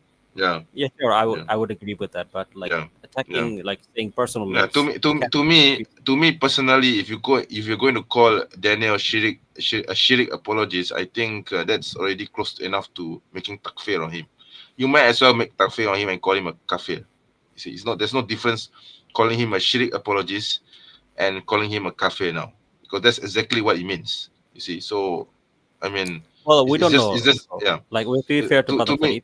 We don't know what to he me, that's just disgusting. I mean, it shouldn't be uttered at all. Why are you making takfir? You shouldn't be saying this. You shouldn't be saying this. Well, he's not making takfir, bro. Like we don't know what the context is, right? Yeah. It's possible that maybe he did say some things that Brother Farid found very problematic. We have to ask him first, right? So I don't know, we but can't make to me, judgment on him either. it's very problematic. Let's say if I were to say something and you call me a shirik apologist, what would that mean? You see? Do you get what I'm saying? Yeah. Yeah, but that's different. Like you're in front of me, I can talk to you, right? But the thing is, that I don't know No. why Brother Farid is saying that. Yeah. He doesn't have a legit reason Okay. for that. Especially Yeah, because he's yeah. a knowledgeable person. He's not like some layman, right? Yeah. So yeah. he might have a justification for this. So unless we know what that is, Yeah. I don't Frankly, think it's fair. I don't like the whole thing. I don't think it's beneficial. Like I said, it's not beneficial at all. It's totally unbeneficial. Yeah. But that's just me. Okay. Yeah. Let's continue. Some scholars of the past, Akhi. Al-Ahwazi. And Ibn Asakir, bro, have you heard of this one? I'm not going to go into detail, but one of the scholars was calling the other one homosexual. He went that far. Well, I'm not saying who, but one of them. By the way, speaking of which, I have actually talked to Brother Daniel before, so I don't have any problem with talking to Brother Daniel again. But the thing is I that think, since yeah. I've sent him emails, he didn't actually respond. So I don't think I guess he's busy. he's very busy, maybe. Yeah, So he's busy. if I want to reach out to him, I usually make videos because if he does something in public, right? So Yeah. so, Call that one Hopefully homosexual. he. The scholars get a fight. So of course, sometimes Hopefully someone sends the message to him. Yeah. Sajid Lipham or Shamsi or this one or that one. I had my fair share. No, but you have to. The matter is that these are the A-star. You cannot. You need 10, 15, 20 years of work to compete with Dili Hussein when it comes to political agenda, or Zishan when it comes to the politics. okay, we're gonna skip. Actually, I deserve it. A lot of it. It's not. I don't agree No, with. he's just but praising if you don't his have gang. me on Okay, your his side, UK gang. Become narcissistic. Become like. I know people. With all due There's a respect fair share of this to praise. Always very, Dili, very Hussein, and Zishan, Someone there are who actually actually people motivates better me than them. In terms of knowledge, yeah, of course. Yeah, in terms of knowledge. So, but he's just mentioning his clique. So, actually, the Yeah, internet but world is much bigger to be than that. fair, I think Brother Dili Hussein and others, they're No, I'm not saying they're bad. I'm not saying they're not good. I'm just saying that there are people who are also as competent or may even be better than them. That's all. Yeah. Mhm. Yeah. studies when he did that, because when But why should he criticize you? Why should he criticize you as not having proper aqidah? Why should he criticize you for not having the correct position on istawa al arsh? Like, why specifically these kinds of issues are being brought up? That's not even. You're not claiming to be a sheikh. You're not claiming to be like teaching. Okay, so I'll have to disagree with Daniel here. The reason many of these kind of like Salafi brothers are bringing this up is because it relates to shirk. Shirk is a very dangerous proposition. I don't think many Muslims realize this. Shirk is very dangerous. It is. It's the most dangerous thing you can ever fall into. So a lot of the Salafi brothers, not only the most dangerous, but the most easiest thing that you can fall into if you're not careful. Yeah. So a lot of the Salafi brothers, when they look at it from that lens, right? Like, for example, if you're saying something that could potentially, even potentially lead to shirk, it has to be warned against, right? So there is importance in warning against aqidah-related matters, because otherwise it could fall into shirk. The lay people could fall into shirk. True. Now, of course, I think it would be better if the discussion is held in private, but if not, if the person is not listening, then you can have a public discussion. My question would be: has this gone through a private discussion first before it was made public? You see, that's the issue I have. Well, a lot of them, a lot of brothers would say that, well, maybe he did reach out to them, maybe he didn't respond, or even if he did respond, if he's saying something publicly, right? I kind of doubt that. I honestly doubt that. Yeah. No, I mean, like, the thing is that if he's doing something publicly, right, and he disagree, I think they can do it publicly. I don't think that's necessarily a bad thing. But yeah, I mean, personally, I think. Personally, I think, let's say Daniel did something publicly which is a threat to shirik or whatever it is that they accuse him of. Did anyone make an attempt to reach out to him privately first to advise him before going public? Yeah. Daniel is like, whatever he says, like, he's a very open person, right? Everything he says openly. I don't think he minds being criticized, to be honest. Yeah, maybe it's my culture talking, because in my culture, it's proper adab to reach out to that person in private first before speaking out openly. Maybe this is the American way to speak out openly. The whole drama that happened between Brother Sajid and Brother Daniel, right? Oh, that drama, that's also another drama. Daniel never criticized Brother Sajid for necessarily criticizing him.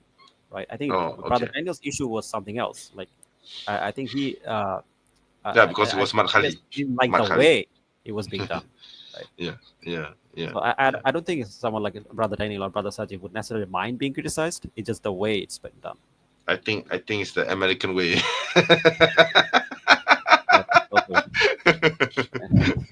Let's continue.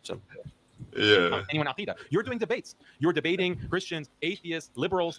So why are they coming in? The reason, I'll tell you the reason, Muhammad.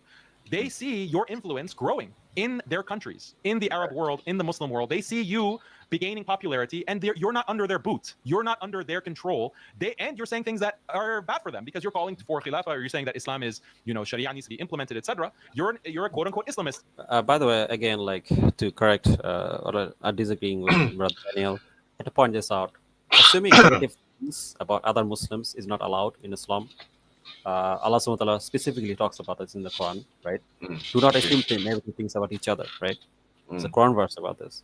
So this is not allowed to just for us to just simply assume negative things about these brothers who are criticizing you, saying that, oh, they're only doing this because they don't want kind of like this Sharia law in their country, or they don't want Yeah. this in the country. We have to assume the best, right? As much as it may be annoying, you can correct them and say, look, you're saying this, but it's not correct. But I think it's not right to say that these brothers are doing this for some nefarious purposes, unless you have direct evidence for this. Right? You ask something, Okay. Fair enough. Yeah, I mean, my views are known, so I don't need to repeat it again. Yeah. bro? Yes. This is very bad for someone like you to be popular in their countries. If you were in their countries, they could put you in prison. They can put you in a dungeon with the rest of the scholars that they put in the dungeon. But the only way that they can control you is by undermining you. So there's a whole network of these speakers that are Now, to be fair to Brother Daniel, I think he does have a point here, which is to say that some of these secular countries, especially, does do this, where they do try to control speech, and so some of this, criticism could come from that. So it's not necessarily entirely false, but to label everyone who's criticizing you with that label, I think it's problematic. Anyway, let's continue. activated to Yeah, but I criticize you thought, like, in specifically your as case- a deviant, and or Like, for yes, but they example, don't fear you. There's a big difference between a madkhalis, like, and let's say, for example, those who, I don't know, like, follow Abdul Wahab, Ibn Abdul Wahab, for example. It's a huge, like, By the way, guys, subscribe to the channel if you're liking the stream so far. A lot of people are watching, actually, 8 people. So if you like, Oh, that's like cool. the stream, It's cool. like and subscribe. Cool. We basically we Like, criticize subscribe, and share. Christianity. We debunk a lot of Islamophobes and enemies of Islam. Yeah. And sometimes Yeah. we discuss this kind of controversial stuff. Yeah, frankly, Very- I don't. Frankly, I don't usually deal with intersectarian disputes like this, Yeah. or inter Neither do I. Sunni controversies like this. But since you invited me, and since this is a hot potato, I think it needs to be addressed. And yeah, I think my views should be known. I mean, keeping quiet doesn't solve it. So I think it's the right time to speak up. And I mean, I think I think I should. I mean, if they can come public with their views, I should come public with my views as well, right? So yeah. Brother, I'm like, he's a Mike Mausen, yeah. So So, the answer is no. There's no takfiring here between the two of them. Yeah. There's nothing of the sort. Yeah, there's nothing of the sort that's happening. Yeah, it's something else entirely. Let's continue. Why? The one who- Ibn Abdul Wahab, his whole life was based off of allegiance to the House of Saud. yeah, but the thing is, people have different interpretations of him. I noticed that myself because I started reading that stuff as well, and I got into There's it. gonna And I talk think it was a little about bit of a mistake. Abdul for myself, Wahab, like but we're 5 gonna years, maybe 4 years. skip back. ahead. We'll talk Assalamu about alaikum, Aqidah. everyone. I'm back. Hope you've been enjoying the conversation with our brother Mohammad Hijab. Brother Hijab will join us in a moment, inshallah. And it's been a great conversation. So if you're new to the channel, make sure that you subscribe to our channel, and you'll get I'm already notifications subscribed. for more content, more live streams for Haqiqatjou, By the way, guys, if you're debates that we watching do on the and you channel, like etc., so make sure to what you subscribe. heard so far, please And we're subscribe still to the looking at the channel. chat, Also, so subscribe maybe to I can take a Brother look at the chat right MENJ's now channel. as we wait. Thank for you. Hijab to Likewise. I think he's Subscribe back to now. his channel. So let's just get him on studio. Assalamu alaikum. Can you hear me now? MashaAllah. What What were we were you talking? eating, by the way? What were you eating? What's it called? Kajai. Oh, Brother Aladdin is Chicken curry. Sheikh Aladdin is here. Walaikum salam wa rahmatullah. I think he's actually the best person to be talking about this. Yeah. yeah. Not sure. actually. I'm not sure what his position is about the open dispute, but I Yeah, he's the Athari brother. So yeah, definitely is Atari. I know he's Atari, but no. The thing is, I'm not sure what his position is with regards to Daniel's statements. So I'm not sure whether he's going to be for or against Daniel, or take a neutral position like I do. So I'm not sure. Yeah, It's from which? it depends on Zishan, how Zishan, much he feels strongly about it. Zishan, Yeah. Zishan's wife.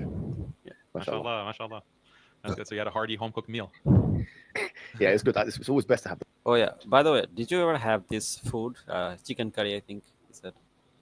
Chicken curry. Yeah. Oh, we have it all the time here in Malaysia. It's not strange to us. Yeah, it's Brother, always. Exposer very is common. here. Walaikum salam, bro. How are you? Walaikum salam. Yeah. Let's continue, inshallah. Those they're very nice, and the subcontinental cuisine is, you could argue, it's the best in the world, really. Yeah. It's the best. You say that, Gordon Ramsay. Okay, well, now they've got two expert opinions. Yeah, I also want to invite Zishan for a stream just with him. I would love to talk to Smile to Jannah, inshallah. So won't put you on the spot. Okay, inshallah, that's great. Well, since so, he doesn't we'll watch schedule both Yeah. of them. Okay, so what were we talking about? We're talking about Yeah, the so maybe he doesn't Yeah, so know back in the days, what's I going remember on. people were very staunch with the Yeah. like Probably for the Pakistan, best. or a lot of people that were very staunch. Probably the They did not good thing, understand Share, that you don't follow this. until quite- Yeah, I mean, I rather quite not frankly, follow this, but unfortunately I got stuck. I got trapped into it. And it's put more the kind of like متأخرين, like al-Safarini and these kinds of guys. I did consider them. Ibn Taymiyyah had a staunch view on it, obviously, very well known. I did not consider. But for me, this is a bit of an abstracted issue. And what I mean by that is we're talking about ahkam, we're talking about abstractions and stuff. In terms of tanzil, there is a difference between what called ta'sil al-hukm and tanzilu. So ta'sil al-hukm is to say, okay, well, we believe that this such and such a person, if he commits such and such an action, he'll be part of Ahl Sunnah wal Jama'ah, and that's an asl of the hukm. But tanzil al-hukm really is talking about who you consider as a person to be part of Ahl Sunnah wal Jama'ah or not. And I think that having a hypothetical discussion of these issues is actually a waste of my personal time in terms of dealing with what's going on in the ummah. Because would I dare to say, as somebody who's more Hanbali background, Athari background, would I dare to look at someone like Hujjat al-Islam al-Ghazali and say he's not Ahl Sunnah wal Jama'ah? No, I would not dare to say that. Just like al-Dhahabi, who was an Athari himself, who wrote a book called Al-Ulu, who was a student of Ibn Taymiyyah, and who wrote Sirah Alam al-Nubala. And in the Sirah and the biography of al-Ghazali, he mentioned Hujjat al-Islam. Yeah, he referred to him with that taqdeer. So when it comes to Tanzil al-Hukm, are we going to dare to start speaking about some of these scholars and try and say that? No, just like I wouldn't dare to speak about this person, or this individual here is that, this individual here is that. Okay, I'll be honest with you, and I think this has become such a niche and abstracted topic for talabat al-ilm, and they're looking for aqwal and butun al-kutub in the bellies of the books. But the truth of the matter is, no one knows, or only 1% of the population know the differences between these schools of thought. Like, when I say the differences, for example, if I say, what are the differences between Maturidis and Ash'ari? For example, what's the main critical differences? I guarantee you, if I ask that question right now, these guys in the chat, no one knows. I'm sorry to say. Okay, so regarding this issue that Brother Hijab is pointing out, he's saying that most of these issues are not known to the lay people when it comes to this kind of like aqidah differences and whatnot. But the thing is that, okay, fair enough. Most of these things are not known by the general public, but that doesn't mean they shouldn't learn about it, right? Because then the aqidah is very important, right? Yeah. And the thing is that if you want to understand Islam and not fall into shirk, you have to learn aqidah, right? You cannot just say that these things are not important. Or let's say that some Christian comes up to you, right, and he says that, oh, well, in the Quran it says that Allah subhanahu wa ta'ala has attributes. What does that mean? What does it mean? Right? You can answer unless you study aqidah, right? Like how are you going to explain to a Christian or anyone for that matter if they ask you about what does this say in the Quran? Like, what does it mean to be Allah subhanahu wa ta'ala, to be one? What does it mean for him to have these attributes? How are you going to explain this? So you can't actually even understand the Quran unless you understand aqidah, properly and deeply. I mean, on top of it, how would you know whether or not you're doing shirk or not if you don't understand aqidah? Right. So these things are important to save yourself from the hellfire. You have to understand these things. So to say that, these things are secondary debate, it's not important. Okay, fine. Maybe you don't think that these debates are important, but you cannot say that this is not important for Muslims to learn. Because whether they learn it from like debating people or for other matters, or at least having clarification about their own religion, learning aqidah is important. So I don't like this aspect of where they kind of like tries to belittle learning about aqidah. Personally, I completely disagree with this, Brother Aladdin. The philosophy is not Islam. It is part of what you can use after you use Quran and Sunnah. Yeah, exactly. Let us continue. Okay, give me 5 differences. Someone in the chat in 10 seconds without looking anything up between Maturidis and Ash'ari. Go. That's what I thought. Don't even criticize that you're jahil. Okay, so just sorry, you're jahil. So don't ever speak. But so the fact that these guys like. Now again, like I can say the same thing though. Like if I ask Hijab, okay, can you tell me the differences between the Hindus and the Christians? So you shouldn't criticize the Hindus then, right? But that logic doesn't make sense. Like you don't have to be expert to criticize a specific thing, right? Yeah. So I don't think I follow that logic. Give me one difference. Come on, get one person in the chat. Go. You can't. So these guys in the chat, they're meant to be like interested in talab al-ilm and stuff like that. Akhi, what I'm trying to say is that these are kalami, philosophical distinctions and stuff. I do not believe Allah's going to put someone in the hellfire because they don't know these differences. I just don't believe that. And just like, But do you think it's required for Muslims? Fine, they don't know it, but that means they're ignorant. Should they be dedicating their time to learning these aqaid, like these differences? Because the Haqiqatjou umur, go ask Ibn Taymiyyah. Ibn Taymiyyah will tell you himself, I never ever, he said this in one of his fatwas. Yeah, he said, I never ever would speak about these issues to the lay. He doesn't speak to the laity. So these issues about Yeah, I don't think that's necessarily true. I mean, he wrote countless books on it.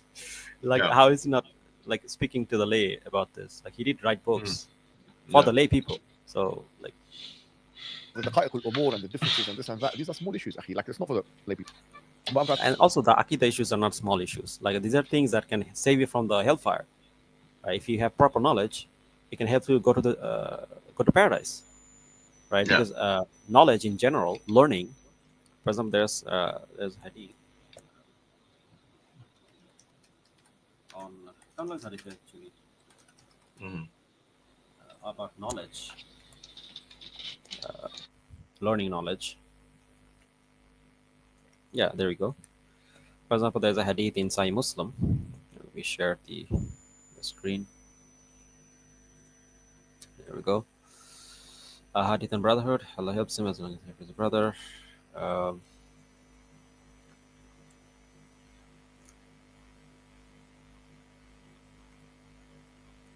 Whoever travels a path in search of knowledge, Allah will make easy for him the path of paradise.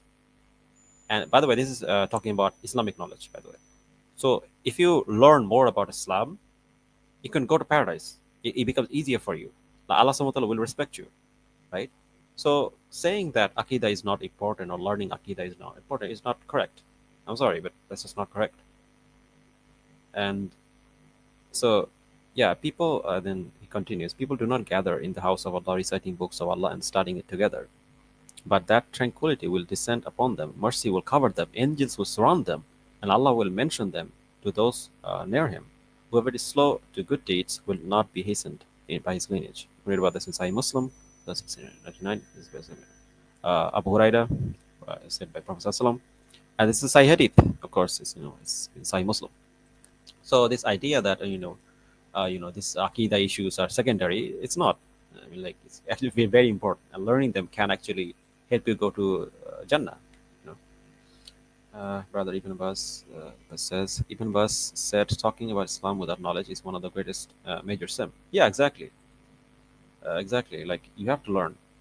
So to say that, these Aqidah related issues are important. Like, let's say you're living in America, some Christian comes up to you and asks you about, you believe this, how does it make sense for Allah subhanahu wa ta'ala to have these attributes and this and that? How are you going to respond? Like, you have to know, right?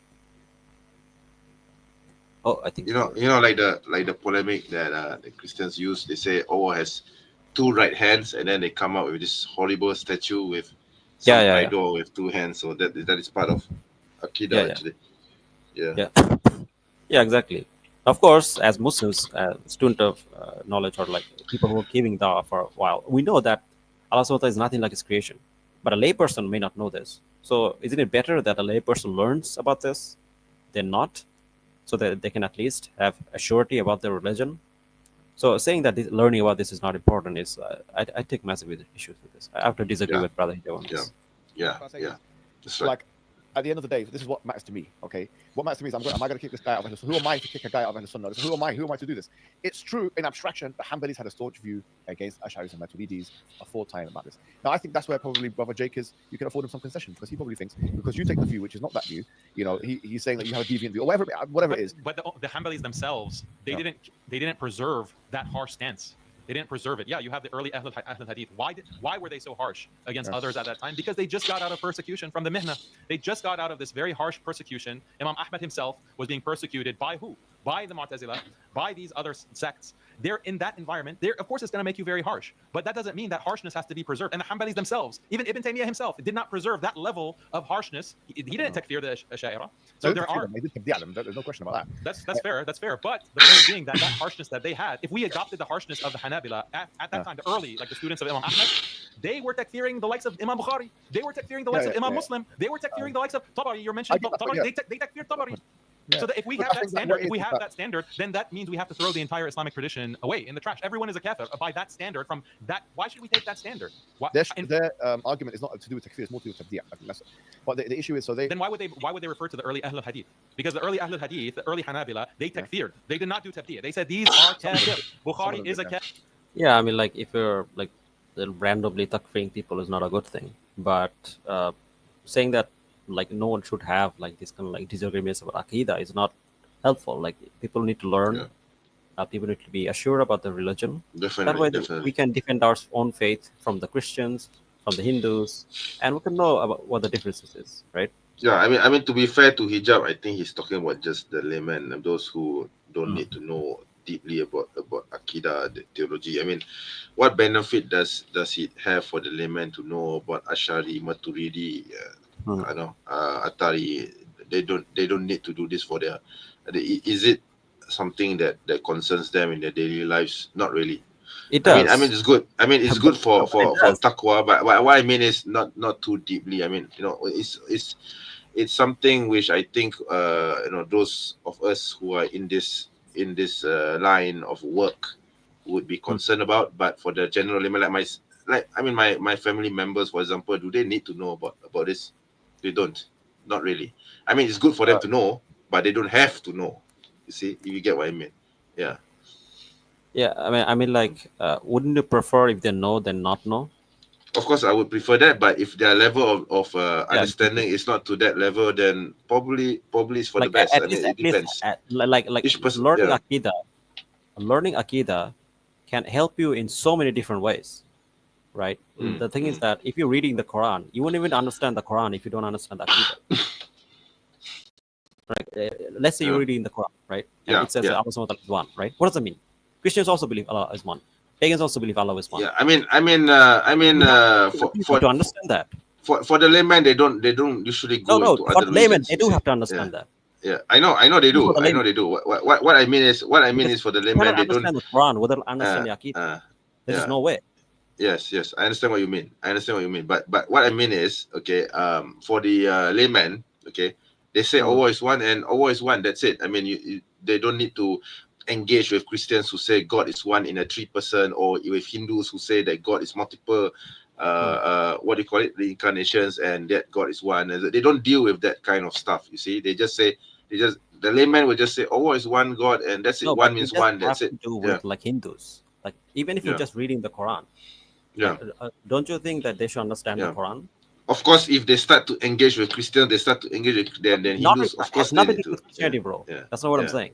I'm saying if they're just reading the Quran on their own, and it says Allah subhanahu wa ta'ala is one, you don't think they should understand what that means?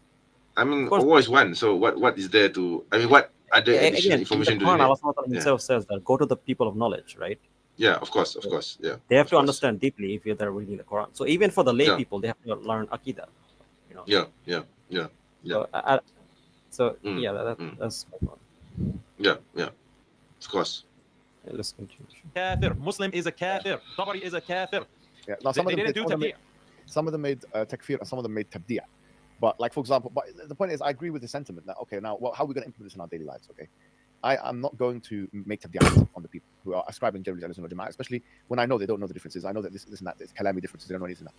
Yeah, of course. Like if someone is not knowledgeable, they shouldn't go around making takfir. But like I agree. Yeah, saying totally that agree. Aqidah is not important is just not. It's not helpful. At the end of the day, there are some things which like the Hanbalis took very seriously, which Ash'aris, for example, didn't comply with. So, for example, I would say now what's become popular is the Alu issue of where is Allah is above the throne, etc. But I think the biggest thing in the past was actually the kalam of Allah issue. Of like, is the Quran, is it kalam of Allah, is whatever, and all that kind of stuff. Not just makhluk, but they had this, because Ash'ari definition is not makhluk in the classical books, but it's like selbi way. So it's, but then the Hanbalis would say no, it's half and wasawt, and they would actually be very staunch with that kind of thing. Okay, I understand it. But for me personally, I'm saying all of this is abstraction. All of this. They say that you're deviant for saying that. This is aqidah, brother. What's your aqidah? This is not abstraction. This is something that everyone has to know. Everyone has to have the correct aqidah, brother. The fact that you're saying it's abstraction and it's not important, that makes you a deviant. No one is saying that. Like I'm not saying if someone doesn't learn aqidah, they're deviant. But I'm saying learning aqidah is important to understanding Islam.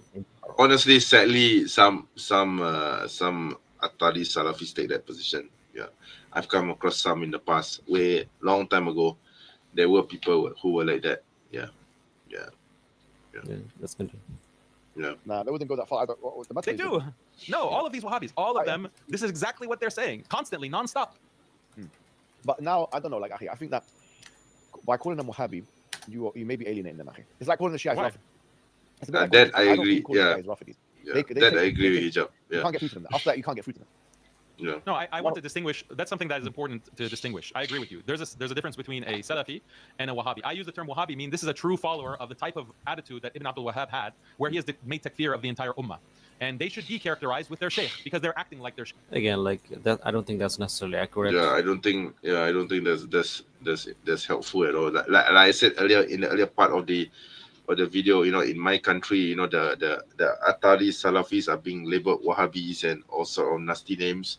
And then in online space, you find the Asharis and Maturidis being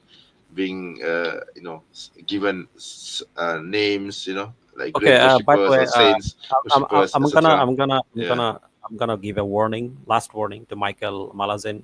You're constantly spamming random things that's not related to the conversation on the chat. Please refrain from doing that. If you continue to do that, I'm gonna ban you. So this is the last warning. You're just talking about irrelevant things. Sheikh. Yeah, But there are Salafis. We have to purify Salafism from Wahhabism because there are, as you mentioned, more intelligent, educated Salafis, and they follow the Athari Manhaj, they follow the Hanbali school, and they don't have the same kind of approach to takfir or even Aqidah in general as Ibn Abdul Wahhab. So yeah, we make a distinction. These Salafi brothers are some of the best Muslims. They're some of the strongest Muslims, and we praise them and we work with them and we love them for the sake of Allah. That's very different than these people who are constantly Aqidah checking and causing fitna because they go online and they make video after video about, Imam Ghazali was a mubtadi'. Imam Ghazali and Nawawi are mubtadi'. They are deviants. Why? Because they deny ulu. They deny the sifat of Allah. The thing is that a lot of people disagree and whatnot. And To be fair to Daniel, yeah, this is what I sometimes see as well. Yeah, I do see this. Yeah, some Salafis do that. Some do that. Some do that. Like, for example, in any academic field, you're gonna find people who disagree, right? Whether it's scientific community, whether it's did you see the kind of like the beef between the string theorist and the anti-string theorist?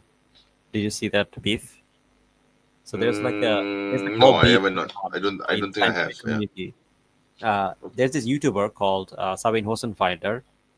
She's randomly just criticizing the kind of like the string theorist or people who accept string theory. Okay. And there's like the whole beef going on. Then there's this atheist YouTuber whose name is Professor Dave. I made videos on him. He's now criticizing her, and then she's going back and forth sometimes. Is this ongoing right now, or it happened a long time ago? Yeah, this is ongoing. Oh, so okay. Even within the atheist community, they're going back and forth. Their disagreements. So it's not like that itself should not be a justification for us to like let go of the whole generalize the whole community, right? So there may be some in the Salafi Athari side who may takfir other people, but if it's done by a scholar or something like that, then we leave it at that, right? We acknowledge that okay, there were differences, but we leave it at that. Like that doesn't mean that everything they're saying is wrong necessarily. Yeah. This and that issues that 99% they said have no clue about what they're talking about, but they want to make that the only topic of conversation. Why? Because if you're debating and internally having a civil war about Ash'ari, Salafi, Maturidi, the Sifat of Allah, you're not helping Palestine. You're not helping Khilafah. You're not establishing Khilafah. You're not calling for pen.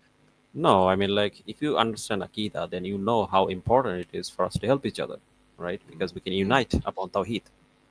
Because we understand what Tawheed means, right? As a matter of fact, it can become a uniting factor. So I think I'm gonna end it here. It's almost like 3 hours now. It's 12:30 now. 12:30 a.m. my time. I haven't taken my dinner yet. It's been a very long stream. So How many hours have we been running the stream? My God, 3 hours! Wow, this is like one of our longest streams, isn't it? Yeah. It's almost 3 hours. How many people are watching the stream, by the way? 3 people. It was 8 people before. To some Okay, left. But, okay. I think still, yeah, because it lots of was others taking are too watching. long. I guess. Yeah, yeah. So, not controversial at all. It wasn't controversial at all. right, It was all right, good. right. Yeah, right, right. But yeah, thank you guys for watching, I guess. But before you go, just to give my overall thoughts on this whole thing. Yeah. Um, of course, like I personally don't like when there's like this kind of like beef going on between different Muslim brothers and whatnot. As a matter of fact, I feel kind of frustrating Mm, criticizing other brothers. Personally, like I just don't feel easy what I'm doing mm, that. Like it's not something yeah, I like doing, yeah. right? And I think it's the same for everyone. So I think Mm, it would be better if we could have just like a general casual conversation rather than it's kind of like yeah. online or Yeah. I mean, drama. you can have a general conversation, but definitely not on X. Yeah, yeah. Don't Yeah, put it on X, man. Why do you need to put it on X? You can just yeah, call each other, or X is the have a most. voice conference, have a Google Meet, or have a Zoom call, whatever you want to call it. You can just talk to each other properly, right? You don't have to Yeah, put it on X. Why do you need to put it on X? What's the yeah. justification for I, putting it on X? Yeah, I don't like going on X at yeah, all. It's owned by yeah. Elon Musk, Exactly, exactly. and I mean, like all these silly people. it's not just because of that. I mean, I've been staying away from Twitter even before it was called X. So it's a Hmm. cesspool of nonsense by idiots who think that they're experts, but when you read their comments, they are just living in their own bubble, and they don't understand things. And I'm not just talking about this scene specifically, about other things as well. Even uh, in my country, even on issues concerning my country, or even on sports. Okay, Hmm. so I find that the people on X are those with a very low level of intelligence and EQ, not just IQ, but EQ as well. Okay, so that We're is not why I talking about that yeah, Muslims, right? Non-Muslims. both. Anyone who gets themselves involved in, yeah, on X, basically, Yeah, generally but like, speaking, to be not fair, all of them, everyone not all. might. I'm not Not all of everyone. them. I'm not saying all of them, but a good number of them have Yeah, very like the low trolls. IQ Trolls. and EQ. I know what you mean. Exactly. Yeah, exactly. So in the past, before it started to degenerate into this way, I actually benefited a lot from X. There was this account I used to follow, where Hmm. it gives daily hadiths and daily information about Islam and about the Quran Hmm. tafsir. Even there was this, but I think that account doesn't exist anymore. This was several years ago, in 2000. I was active on X or on Twitter in 2011, 2012. Yeah. Hmm. But since then, since 2015, it started from 2015. It started to degenerate, and then it's now even worse when Elon Musk took over. Okay, so he has degenerated in such a way that I would actually advise anyone to stay away from X. It's Yeah. just not a healthy place environment for conversation. And I only if you I only go to X when I'm like trying to promote something like my videos. yeah, But I mean, I I only personally, go to I X. don't go Yeah, to X. I don't use yeah, X. yeah. You know, it's just I like only go to X if I want to share something important, like I found something interesting. I wanted to save it on my I want to save it on my computer. I don't want to save it on my computer, but I want it to be archived somewhere, so I just share it on X. Yeah, hmm, that's what I yeah. do. Yeah, that's what I So use it for. overall, what I'll say is that personally, I don't like when Muslims are beefing with each other. It makes me uncomfortable. Neither do Personally, I. I, however, Yeah, I don't have an issue with necessarily people discussing this topic. Like two Muslims who may disagree, they can discuss this topic in I a mean, friendly way, nice That's way. what we are doing now, isn't it? We are discussing this Yeah, yeah. topic. So yeah, As a matter of fact, I will say this, right? Yasir Qadi, right? Like, we criticize Yasir Qadi a lot, but I noticed yeah, one thing about Yasir Qadi, which is that when he does have disagreement with someone, like on his library chat or whatever, he does discuss it with in a very polite manner. And yeah, I think that's completely fine because that can mm, actually help Muslims understand and have yeah, knowledge about these yeah, things, right? yeah. That's And right. That's right. so I think this kind of conversation can be beneficial. Like even with like brother Ustad Raban Hassan, who's not that active on like social media, but like whenever he would put out a content, he often would have this kind of like back and forth type hot seat podcast where Mm, a lot of beneficial knowledge could be shared. yeah, So he's kind of of course. going back and forth, but it's not like a debate. Like they're just having a conversation. Yeah, So yeah, personally, I that's right. find those beneficial. But like if there's like this massive kind of like whole drama about this. Shitting I don't feel apologies. Shitting apologies. I'm like this whole drama about this. I don't feel comfortable about this, Yeah, especially yeah. if I it's don't like it. between brothers. I don't I like it like, either. Yeah, I don't like especially it if it's either. between brothers. I like, right? I mean, even if it's between brothers that I hate, but if let's say if they are very active in the niche, I wouldn't like it either because it just causes more damage, and we have to clean up the mess after that. Okay, so And so also it another doesn't thing, doesn't doesn't bring any benefit at all to anyone. Yeah, it doesn't. another thing to note is that we have to keep in mind that Prophet Sallam did not like it when Muslims disagreed or like Yeah, had yeah, of debates course, like this. Especially, of course. remember the hadith I shared. Like Prophet Sallam did not like this. So we have to be careful of that. Yes, there can be disagreements sometimes, and it should be discussed academically rather than it's kind of made into some kind of like public spectacle. So I would invite Brother Daniel and Brother Jake to discuss this Yeah, instead of like have this back and forth. Actually, discuss it and get it out of the way, right? yeah, Instead of yeah. like this kind of back and forth drama.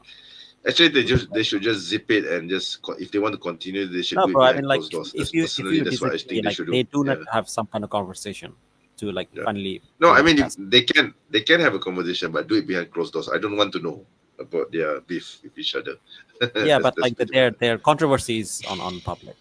Like I Yeah, think it too would be late. Too better late if they for have that now. I guess too late for that now. I mean, that would be yeah, something that they should have done earlier. Yeah, but now it's too late. Yeah, yeah. yeah. So yeah, I think they should kind of reconcile with this issue because we do have bigger enemies I, to I tackle. kind I kind of doubt they will reconcile, but that's just me. Both of Yeah, them have egos. Okay, yeah, inflated egos. You know one thing I noticed about apologies and dua online. Everyone has yeah. an ego. Actually, Okay, to be me fair, we me shouldn't not say me okay. me We not shouldn't me say not. they have inflated ego or whatever. Like that's like we're No, then talking about the no. I mean, we're I mean, talking I'm not saying that I don't have one. I have one we're as well. assuming And we negative all things about we it, right? we all. No, it's not wrong to have an ego. It's just that how do you control your ego? Yeah, Yeah, that's the thing. Yeah, I'm not saying that it's a good or a bad thing. I'm just saying how do you control your ego? Yeah, everyone has yeah, an ego. Okay. Yeah. sure. Sure. Yeah. Yeah, so that would be my advice to the brothers. And regarding the conversation, I think I made my position clear. I think it's important about learning about Akida. And regarding the Iran issue, I don't think it's a good idea to suggest to Muslims that Yeah. that we should be Yeah. I think allies with that's a people bad who idea. Yeah. Yeah. kill Yeah. I people don't in the think that. past. Yeah. I mean, with their So history, I don't think we should even consider cooperating with Iran or consider them to be an ally. No. yeah, Let Iran do whatever they want to do, but we don't get ourselves. The yeah, Muslim nations shouldn't get involved with Iran. Yeah, yeah, yeah. under any circumstances. Yeah, regardless, with this, I'm gonna end the stream. We love both Jake and Daniel and all this. Any of the brothers Yes. involved in Dawah, Yeah, heart of here. course, of So course. let's Everyone, not throw any hate towards anybody. We love you definitely. all you guys. You're doing a You great know, job. I, For the Ummah. And let's before keep at before it. we before we end the stream, I asked Jake this question, and until today he has not replied. I asked him, if you are so against the Asharis, what about Salah ad-Din al-Ayyubi, who was himself an Ashari and he liberated, Al-Aqsa, and he liberated Mhm. Palestine? What do you say about him? No reply. Until Can I today. reply? Can I reply? Sure. I don't Sure. reply because this is an issue that's brought up often, right? So you have Yes, all these yes. scholars that Yeah. supposedly had these kind of Ashari views on like views you disagree with, right? Of course, of Here's my course. response. You take the good, you leave the bad. If there's something Yeah, I disagree with some scholar, I take yeah. the good, I leave the bad. Of If there's course, something of bad, course. I leave it. If Yeah, there's good, I take it. Same with yes. any even non-Muslims, right? Like don't we quote like Bert Ehrman? He's a non-Muslim, but he has knowledge, right? I And try even with personally. the Bible, right? Personally, I try not to Because quote the Bad Ehrman now Quran, because he's Quran, copying. Yeah, the Quran is a criteria, right, over yes, anything else. of So that course, should of be course. with the Muslims as well. If someone Yeah, is saying haq, they're saying the truth, we accept it. If they're not, we reject it. Like for example, Saladun Ayyubi, right? He did a lot for the Muslim Ummah. So we take the good. We say when he's helped the Muslims, he did good. yeah, But if he yeah, had like some belief that we don't agree with, that's bad for us. We don't agree with it. yeah. I So mean, that's take the that's good, the correct leave the bad. position. Yeah, that's the correct position. So I don't understand why Jake is trying to push this issue so hard, as though it's so important. Yeah, it's not. It's not really that I mean, important to be. Yeah, maybe he's trying to engage in this Akida conversation, but I it don't is know. choice. But my point I don't know. is that Yeah. whatever I it mean, is, I mean, your you can have a position is the conversation, correct. but Yeah. To let's me, not make our your own thing position. about it. Yeah. Yeah. Yeah. To me, your position is the correct one. Just take the good and leave the bad. That's it. And halas, and that's it. Ends there. Yeah. Yeah, That's it. exactly. Anyway, so thank you guys for watching. It's been quite a long journey. It's been 3 hours now. Brother Aladdin actually said the correct thing. Saladin was a Shafi in doctrine and Ashari in belief. Yeah, Yeah. exactly. Yeah. I know. And that's what I I say know, about Sheikh. him. Like, take the good, leave the bad. Yeah. So yeah, with this, I wanna end the stream. Thank you guys for watching. If you guys like the video, don't forget to like, share, subscribe, and then definitely subscribe to Brother MENJ's channel. Thank you. Go to Often his channel. yeah, over there. I think Also- both of us are sick right now because I'm blowing my nose and a lot of things are coming out from my nose right now, dripping out my nose. It's getting worse now. Yeah. Yeah. Uh, So yeah, I think we were both a little bit sick, but yeah. So thank you guys for watching, and until I'll see you guys next time. If you guys like the Yeah. video, don't forget to like and subscribe. Definitely subscribe to the channel; it helps a lot. And if you have any suggestions, leave a comment. Any question, leave a comment. You guys can Sure. also follow me on Discord, and if you want to support me, you can support me on Patreon or YouTube membership. I would really appreciate it. And yeah, I guess that's it. And I'll play the intro now or the outro. I forgot to play the outro, but yeah, I'm gonna play the outro and then I'll send them my goodbyes. Inshallah.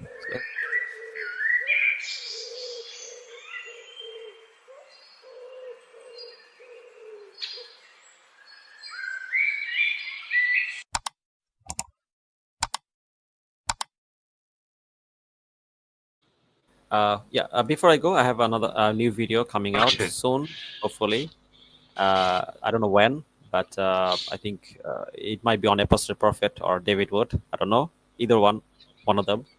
And then also Apusi. planning to make a video on Hinduism, so look out for that, inshallah. And then I'll see you guys next time, inshallah. Jazakallah khair. Assalamualaikum warahmatullahi wabarakatuh. Assalamualaikum.